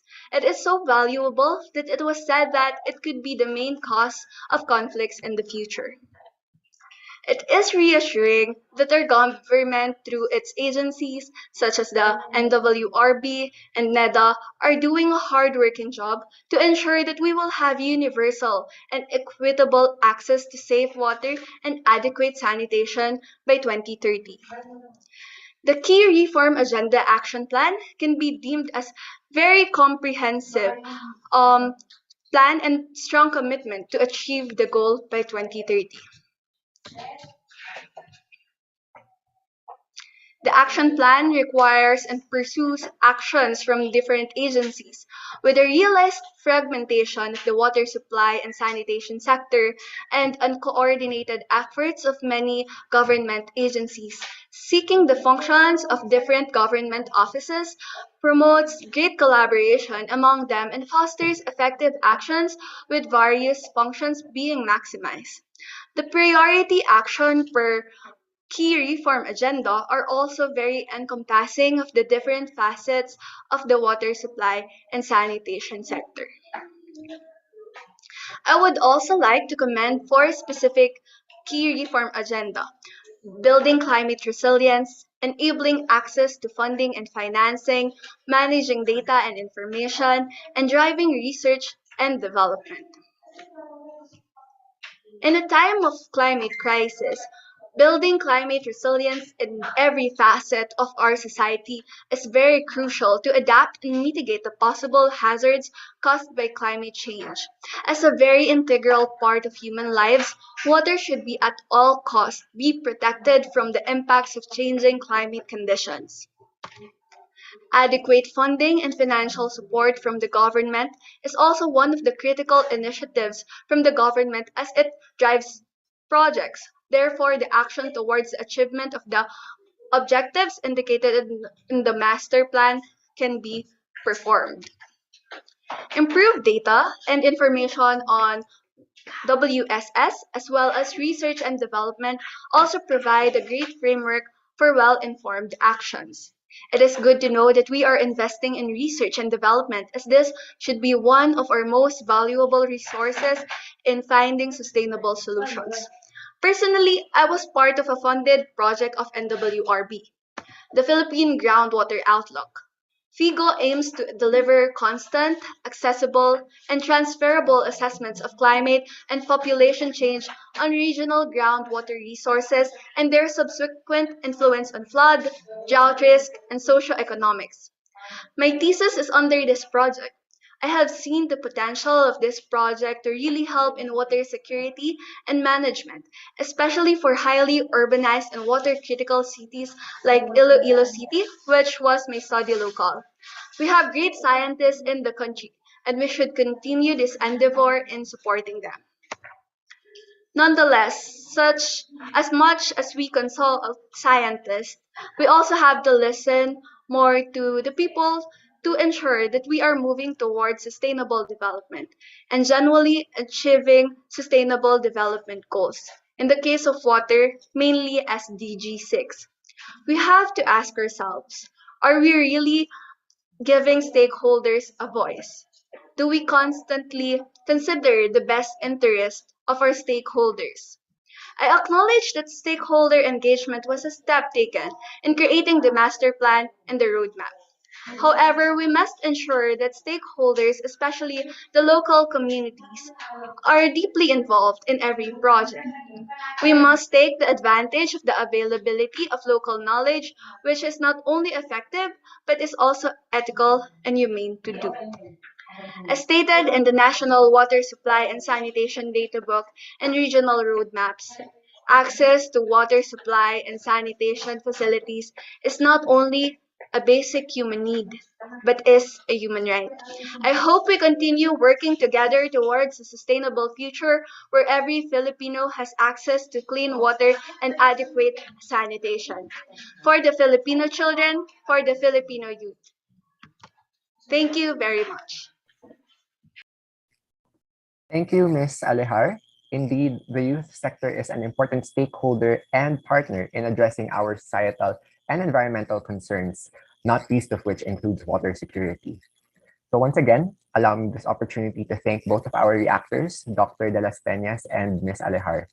For the audience, please keep the questions coming. We will be monitoring the chat and addressing these during the open forum. Now, we would like to call on Dr. Guerrero once more to present our certificates of appreciation. First, this certificate of appreciation is presented to Dr. Maria Luis Antoinette de las Peñas, Associate Dean for Research and Creative Work of the Ateneo de Manila University, for serving as a reactor in today's event. Signed by Dr. Rafael A. Guerrero, Dean of the School of Science and Engineering. Thank you, ma'am. Thank you very much. Thank you. The picture has been taken.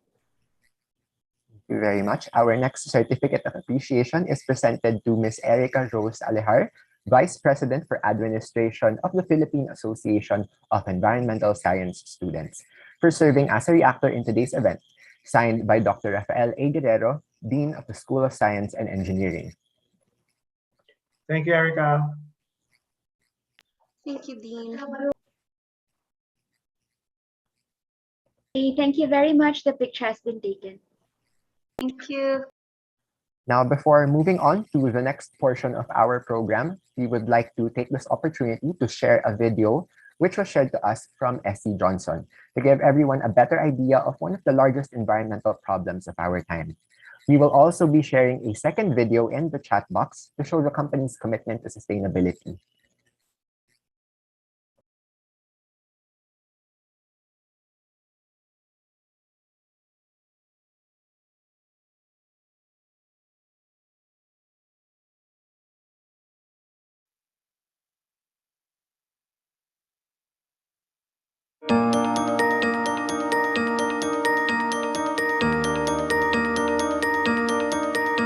This Windex bottle might look like a brand new plastic bottle, but you might be surprised to know that it's actually made up of plastic that's been picked up near beaches and riverways where it could easily end up polluting the ocean. This bottle's journey starts nearly 8,000 miles away. Every year, nearly 8 million tons of plastic waste enters the Earth's oceans, and much of that comes from the Asia region. We were fortunate to find a partner in Plastic Bank who could help us provide income and opportunity for individuals who pick up ocean-bound plastic in some of the world's poorest regions, but also help us set up the supply chain to incorporate the collected plastic into our packaging. And we're here today in the Philippines to show how that plastic gets collected and turned into a bottle. We're at the Plastic Bank collection point where collectors drop off their plastic and get paid in digital currency. One of the great things about this program is that it significantly improves the income of these plastic collectors. Karena harganya itu lain dari yang di luar. Membantulah dikit di dalam keluarga. Bisa nabung, sedikit dapat simpan di sini. Nama-nama gaji pensiun kan dikit. Here at the plastic processor, where the collected bottles go through their first stage of processing on their way to Indiana to be recycled.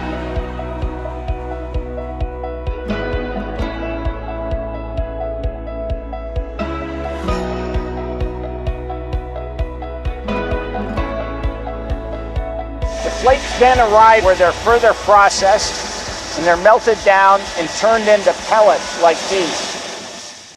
From Indiana, the pellets are then shipped to Chicago where they're melted into preforms and then turned into plastic bottles.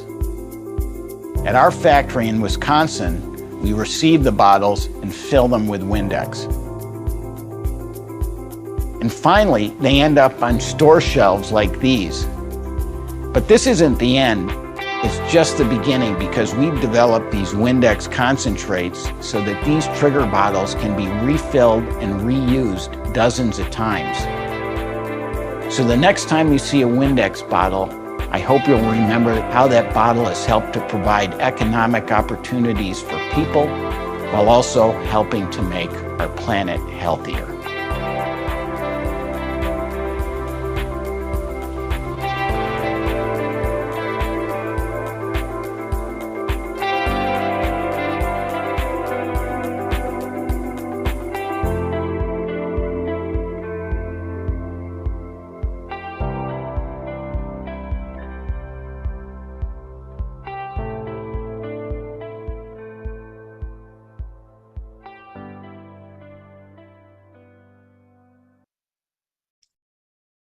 Okay, so for those who are interested to learn more about these topics and what SE Johnson is currently doing, we have another video. We have a link for another video which will be shared with you in our chat.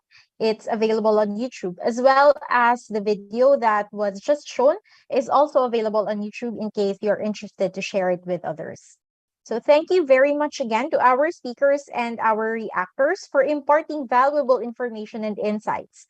We're also very happy to see that there have been several questions and comments sent in through the chat. You may not see it, but they have been coming in via private message.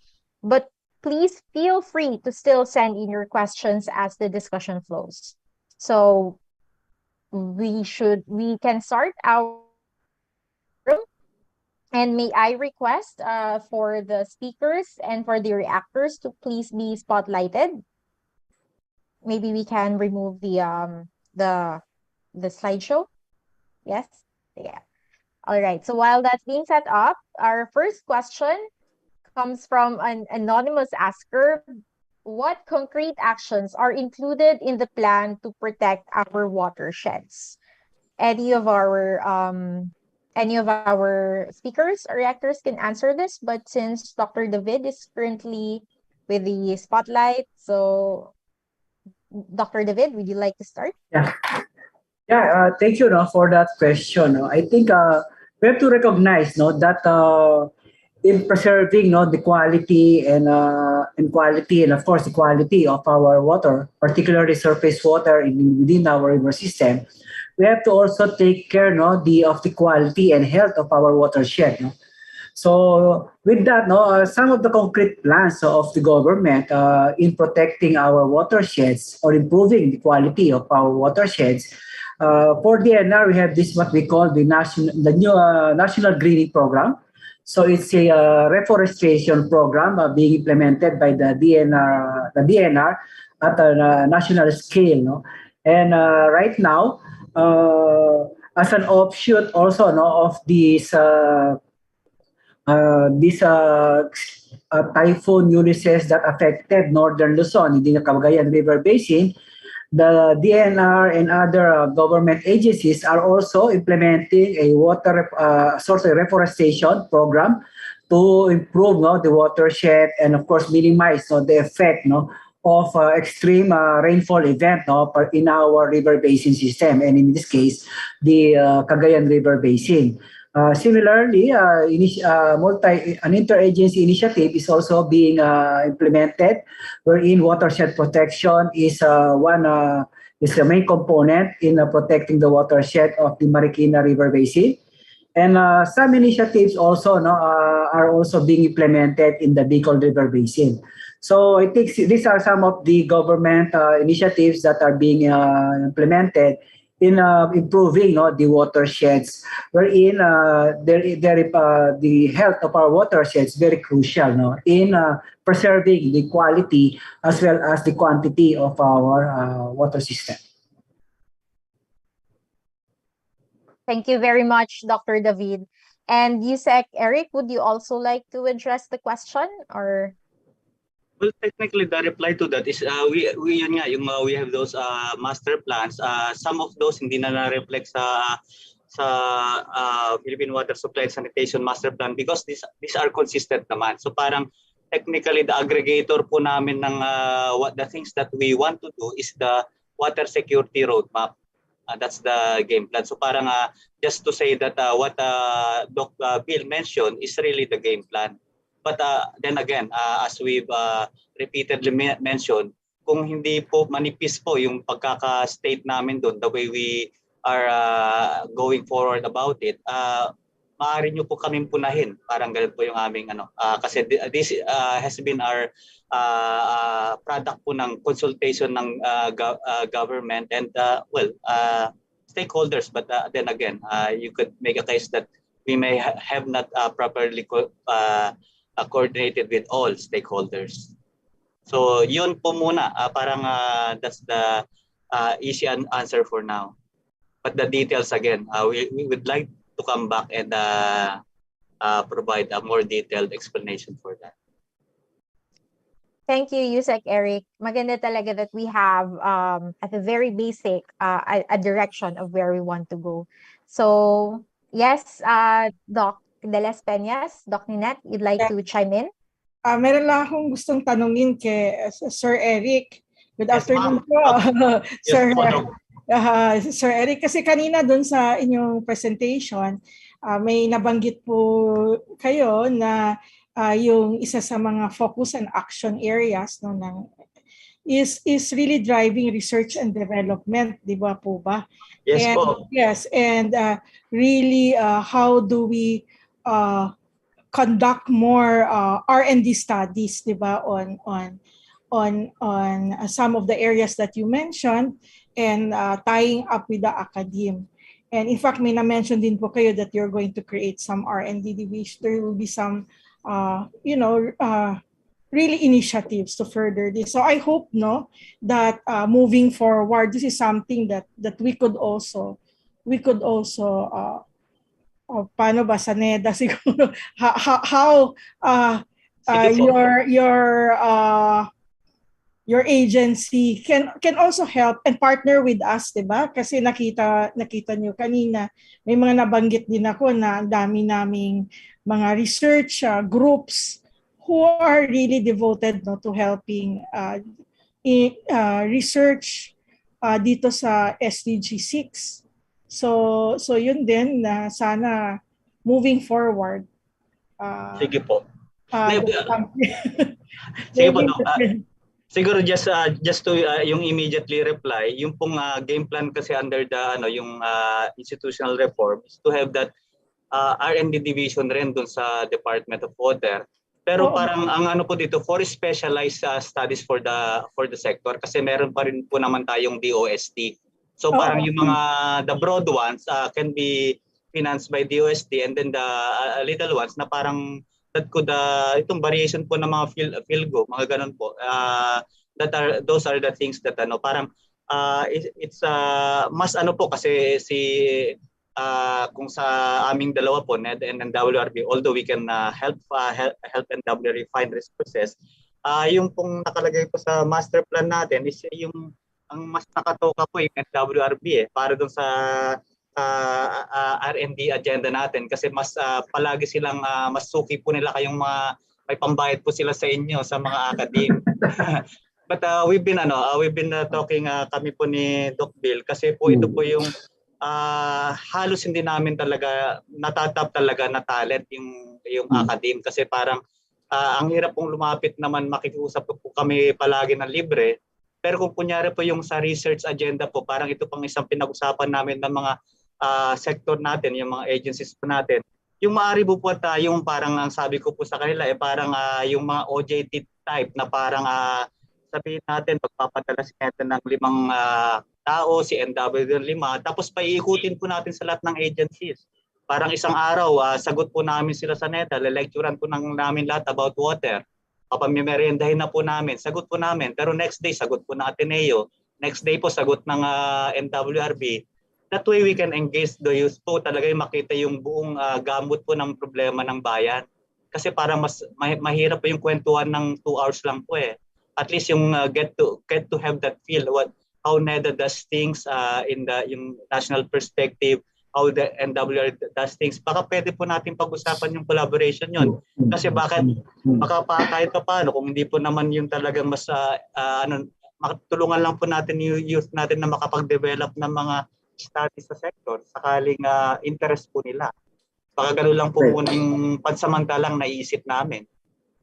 Maganda. But yes, we're happy po na to talk to you again and palaguin po yung diskarte natin sa sector. Yeah. Okay, if I may magbayad. if I may add, sir, no, I think thank you for that, Isaac Eric. Tama po yun, no, Doc de las Peñas. No? So we have been closely working with the NEDA, no? And we have recognized that napaka-importante po ng R&D, no, in addressing and providing some innovative solutions, no, in addressing our issues on water, no.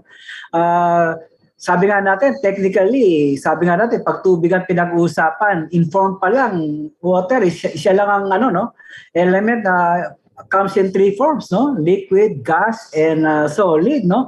So doon pa lang po, napaka-complex, no? Napaka-complex ng tubig. And I think in managing these waters, particularly on the part ng government, no? Wherein NEDA and NWRB are in the forefront, no? In creating policies on how to manage our resources. Napaka-importante po ng R&D, no? Because they have to provide some of the options and solutions, no?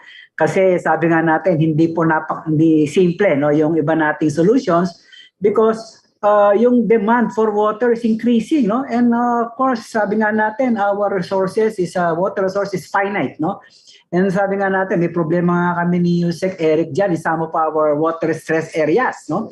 Sabi nga natin, hindi na pwedeng kami sa NWRB or even NEDA, we cannot, sabi nga natin, mukhang appropriated na yung tubig. However, the demand is there, no?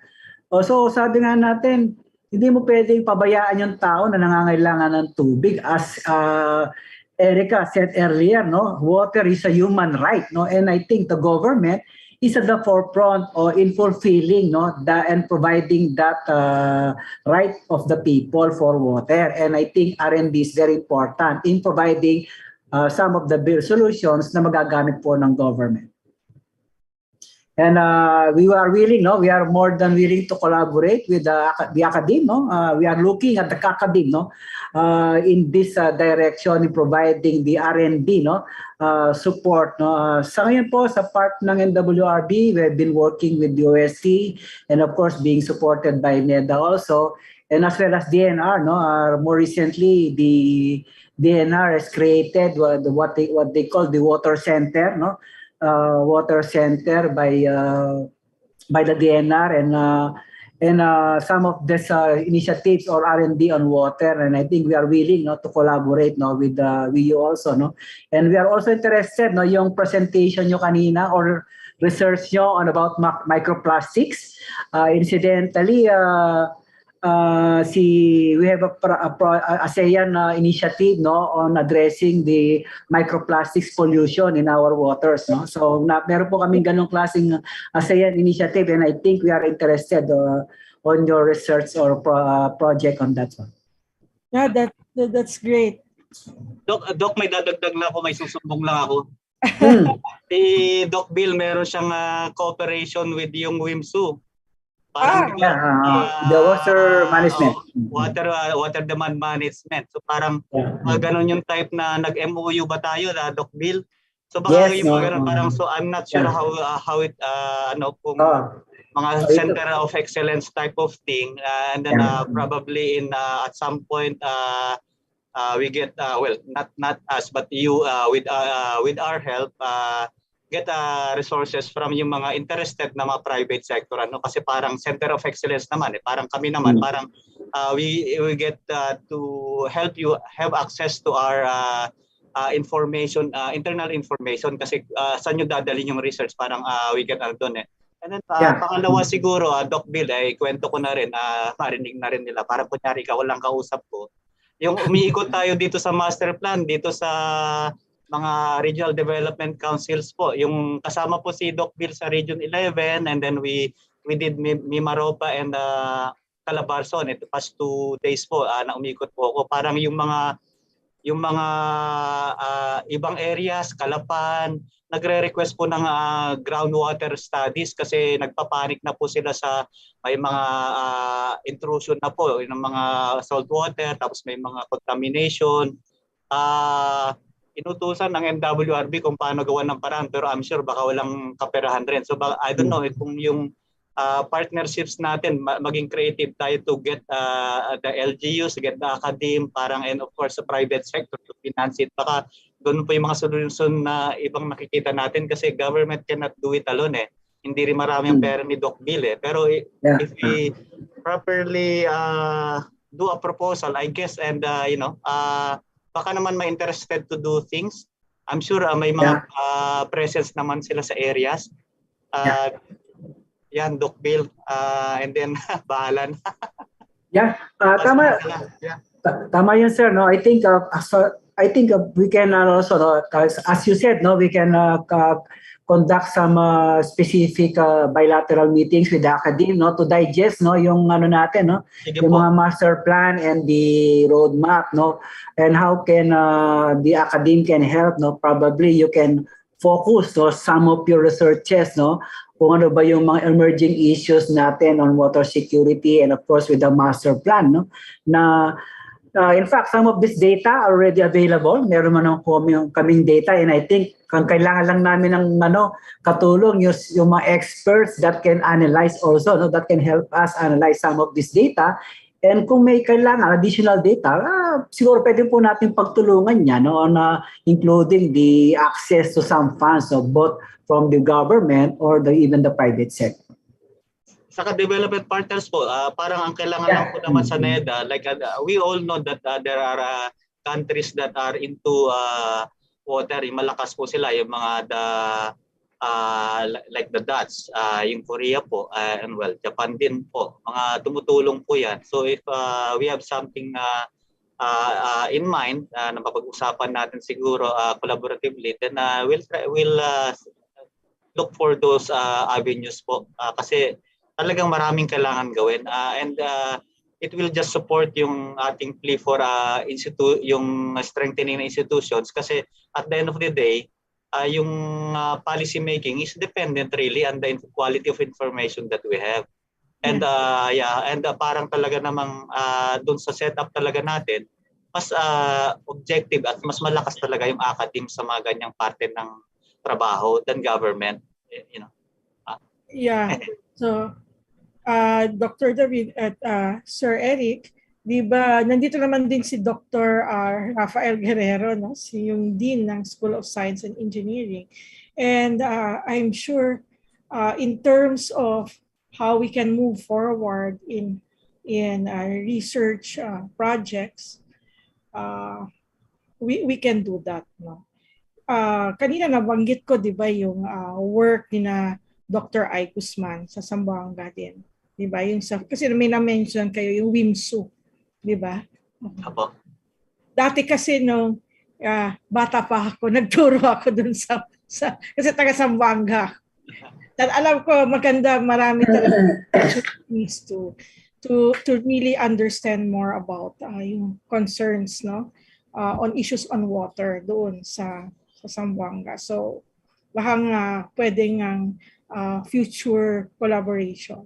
Nandito naman si Dr. Ay Guzman, yung team nila ni na Dr. Espiritu. Thank you, Dr. David, Yusek Planta, and Dr. De Las Peñas. It's great that the role of the youth and a multi-sectoral approach was mentioned earlier while you were also answering. So I'd like to ask if, branching from the discussion we're having now, if Ms. Alejar would also like to chime in as well on the role of the youth sector. Thank you, Daniel.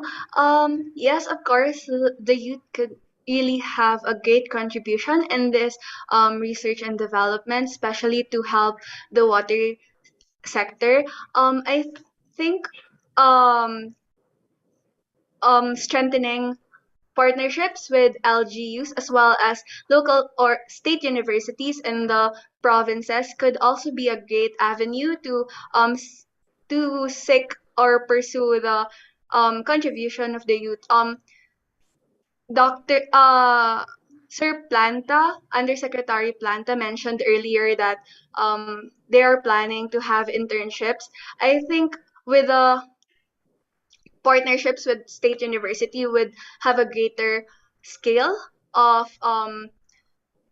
research and development and actually including state universities or students from the local level in addressing their specific problems in their specific localities. So Yeah. Sige, ako na sumagot ng ano. Yeah, I think ano yan eh, parang yung water yung yung ano ng youth kasi parang siyempre not necessary in upgraded at the first time around, but then pag yung ano kaya na talking about SDG 6, parang the common thread is that ito yung future for all eh. So it's really a generational effort. That's the constant feature eh. So parang ang tinatanong sa aming government, yeah, you're doing inclusive, pero yung mga suki nyo lang na LGU, suki yung national government, suking private sector, how are you involving the youth?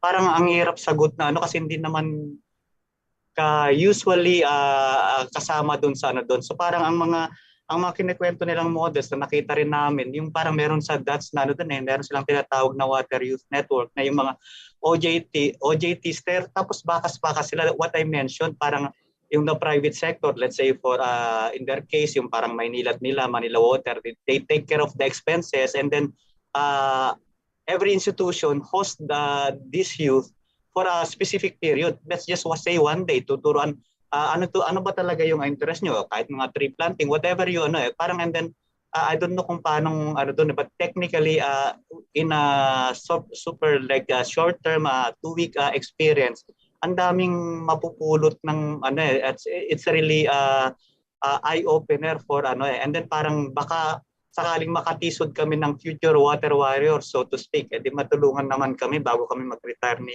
Doc Bill.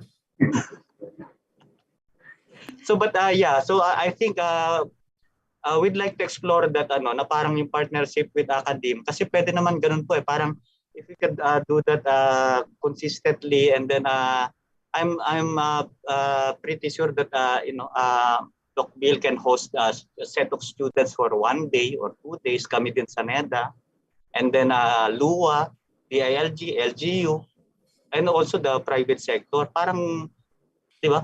And even I think it's very exciting even for our team eh, kasi as NEDA, napaka-broad rin po ng mandate eh. So what we have here are engineers, economists. Yung engineers, natisod po nila yung mga ibang aspeto ng water source management. The economists, doon lang sa mga problem ng mga free rider, mga ganun po. Hindi naman technically the entire gamut of water sector. Eh. So if that could be arranged, pag-isipan po namin ni Doc Bill and then we'll get to coordinate with Doc De Las Peñas and Doc Aileen. Balikan namin si Erica. Saka sumali ka na sa gobyerno. Yeah, dagdag ko lang, no, for your information, no, sabi, di ba, Sec Eric, no, doon sa Kumamoto declaration, may special, part ang youth doon, no. I'm not sure if Erica has participated in that, in that meeting, but for information, may special, no, input no ang youth no dun sa Kumamoto Declaration leading to the midterm review of the UN Action Water Decade Action no.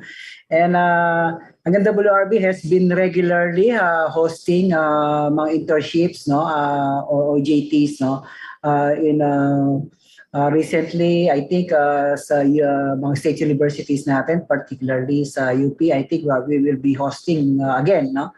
I think mga 10 students yata, no, for internships, no? So gusto naman natin gawin 'yon because sabi nga natin, we have to develop water being a critical resource. We have to also develop no yung mindset of our people on water no kailangan they have to have a water mind no yung sinasabi nga natin no so I think we have to the best way to do that is start with the youth no kasi sabi nga natin kami nga ni Asek Eric medyo it's very hard to teach old dogs some new tricks no so we have to start with the youth no so yun yung natin so that's how we put no importance in the youth because likewise yung creation ng expertise on water no we have to recognize napaka-limited po no ng capacity no ng not only the Philippines no I think globally no the expertise the need for experts on water medyo limited and I think the youth can play a lot no in the developing those kind of expertise. Thank you Sir Planta and Dr. David. If I may add, I would also like to suggest if since you are also very eager to really involve the youth in this goal. I think tapping different youth organizations, like for example, even Ateneo Environmental Science Society would be helpful. There are a lot of youth organizations about the environment, and since water is a very, very integral part of the environment, I think a lot of organizations, youth organizations, would be interested in participating in a lot of your activities or projects. So since these organizations have strong subscription or like strong community, I think that would build a long-term partnership with the youth.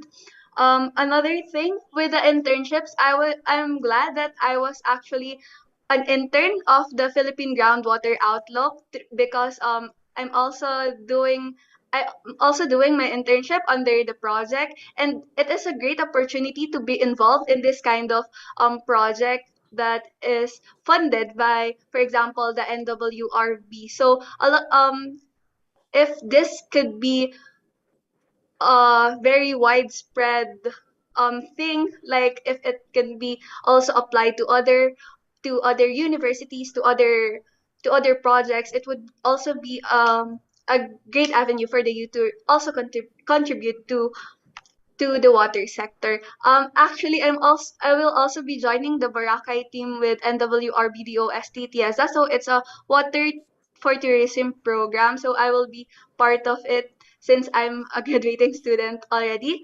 And I think lastly, this could be a very long-term and very tedious work, but I think really integrating water I mean, in in general, environmental education in public schools in our curriculum, including water the water not water information or water education would be a great initiative from us, from the government, to really start um, the, the children, the youth, in learning about the water and how important it is, and so that we can uh, equip them to really have this expertise and knowledge and empathy with the environment, and including our water resources.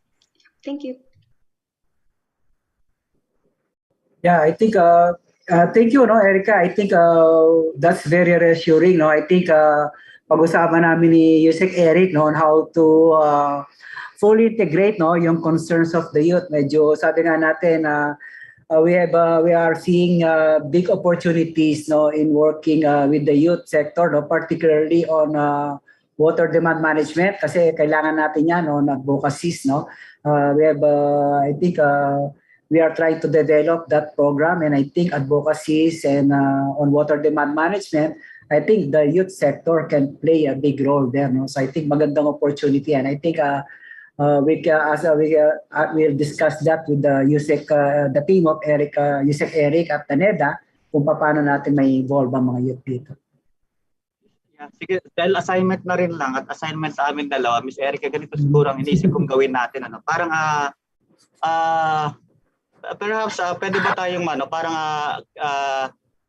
at some point mag-usap kami ng parang the agencies, ano yung game plan natin for you, parang kung youth in general. But kasi parang we know what we've been doing, but technically we're not although may mga konting ganyan na ginagawa in WRB, perhaps the ILG, it's not really as targeted as we would want it to be, saka as yung articulation mo right now.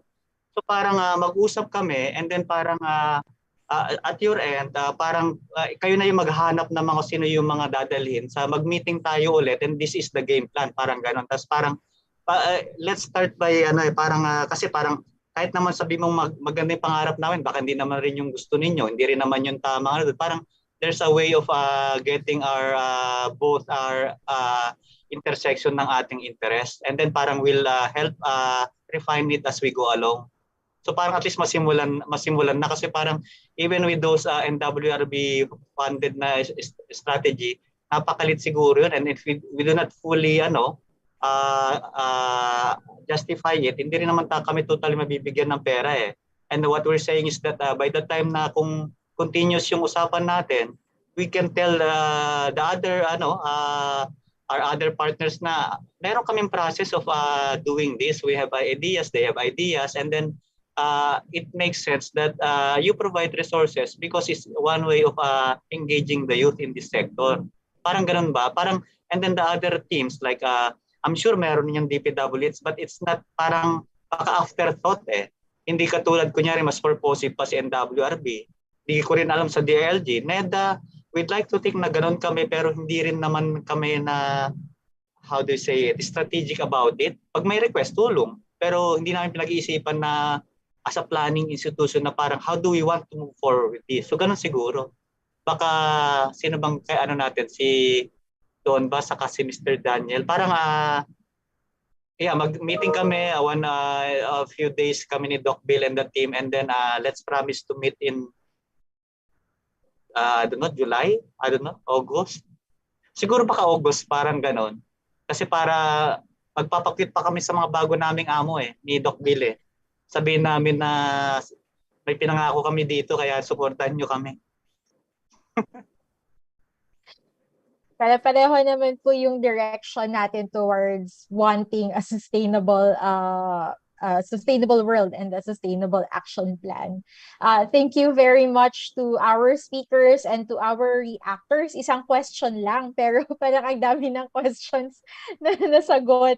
And we even have a plan and an initial pero may moving forward na nga tayo eh. May plans to have research, to collaborate. So very, very productive. It's not just an open forum to share insights, to share knowledge, but even to move forward together and create action. So definitely, use like Eric, we can help set up that meeting with interested parties later on. Nandito si Dean Guerrero, nandito si Doc I, who's doing water research. Erica also did her research on water. Si Doc Ninette, so for with the Research Council of Ateneo. So we have all the right people here hearing the discussion and very interested, of course, to see where this goes. And although we have actually a few more questions, I'm afraid we have already extended. And hindi natin napansin kasi ang ganda nga ng discussion natin. And the extension was very much worth it. So unfortunately, we might not be able to address all of the questions, but definitely rest assured that we will compile these questions and we will send it to our speakers so that they have been gracious enough to accommodate answering these questions even after the event. So we'll compile the questions, we'll send it to them, and we can send it back to the participants of this of this open forum. So thank you again to our speakers and our reactors for a very, very lively discussion. Siguro kung tanong natin lahat ng questions, baka hindi na tayo makapag, but very worth it. So again, thank you everyone. And to formally end our forum, we would now like to call on Dr. Maria Eileen Lea G. Guzman, the chairperson of the Department of Environmental Science, to deliver her closing remarks. Dakay?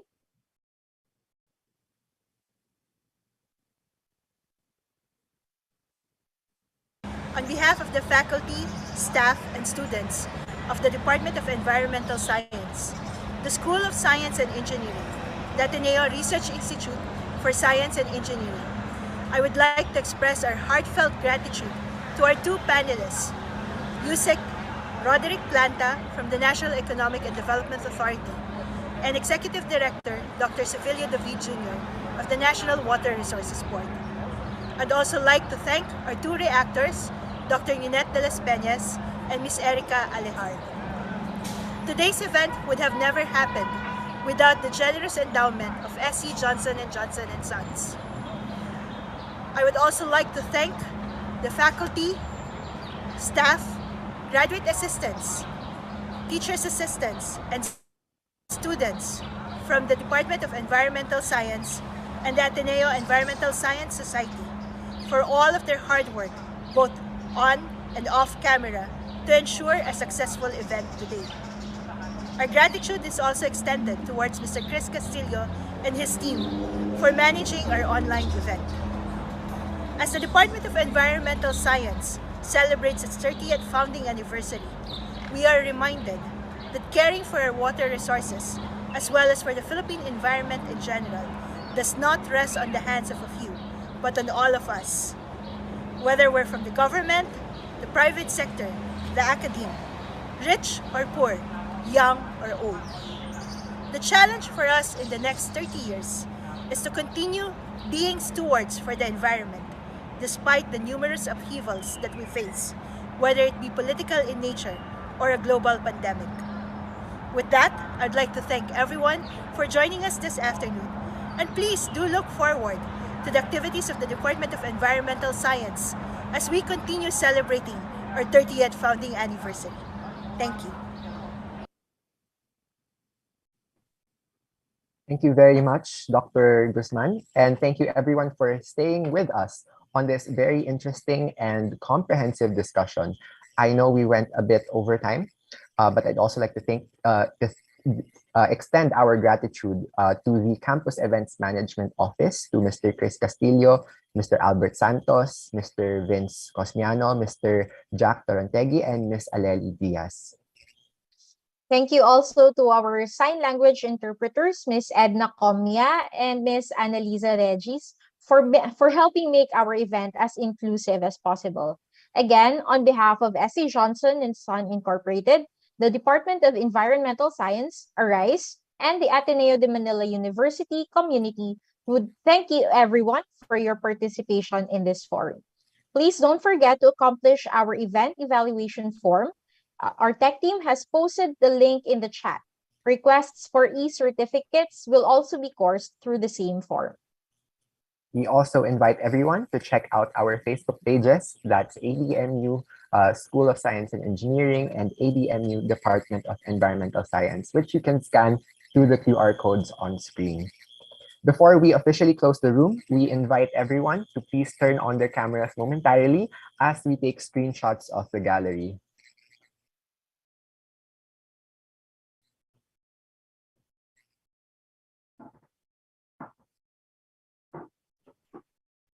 Okay, everyone. Giving you a few seconds to prepare. There's only one frame. And I will be, okay, let's give everybody more time. Thank you for sticking it out until this time. And thank you for joining us today. I will be taking the screenshot in 3, 2, 1. One more. 3, 2, 1. Okay, thank you, everybody.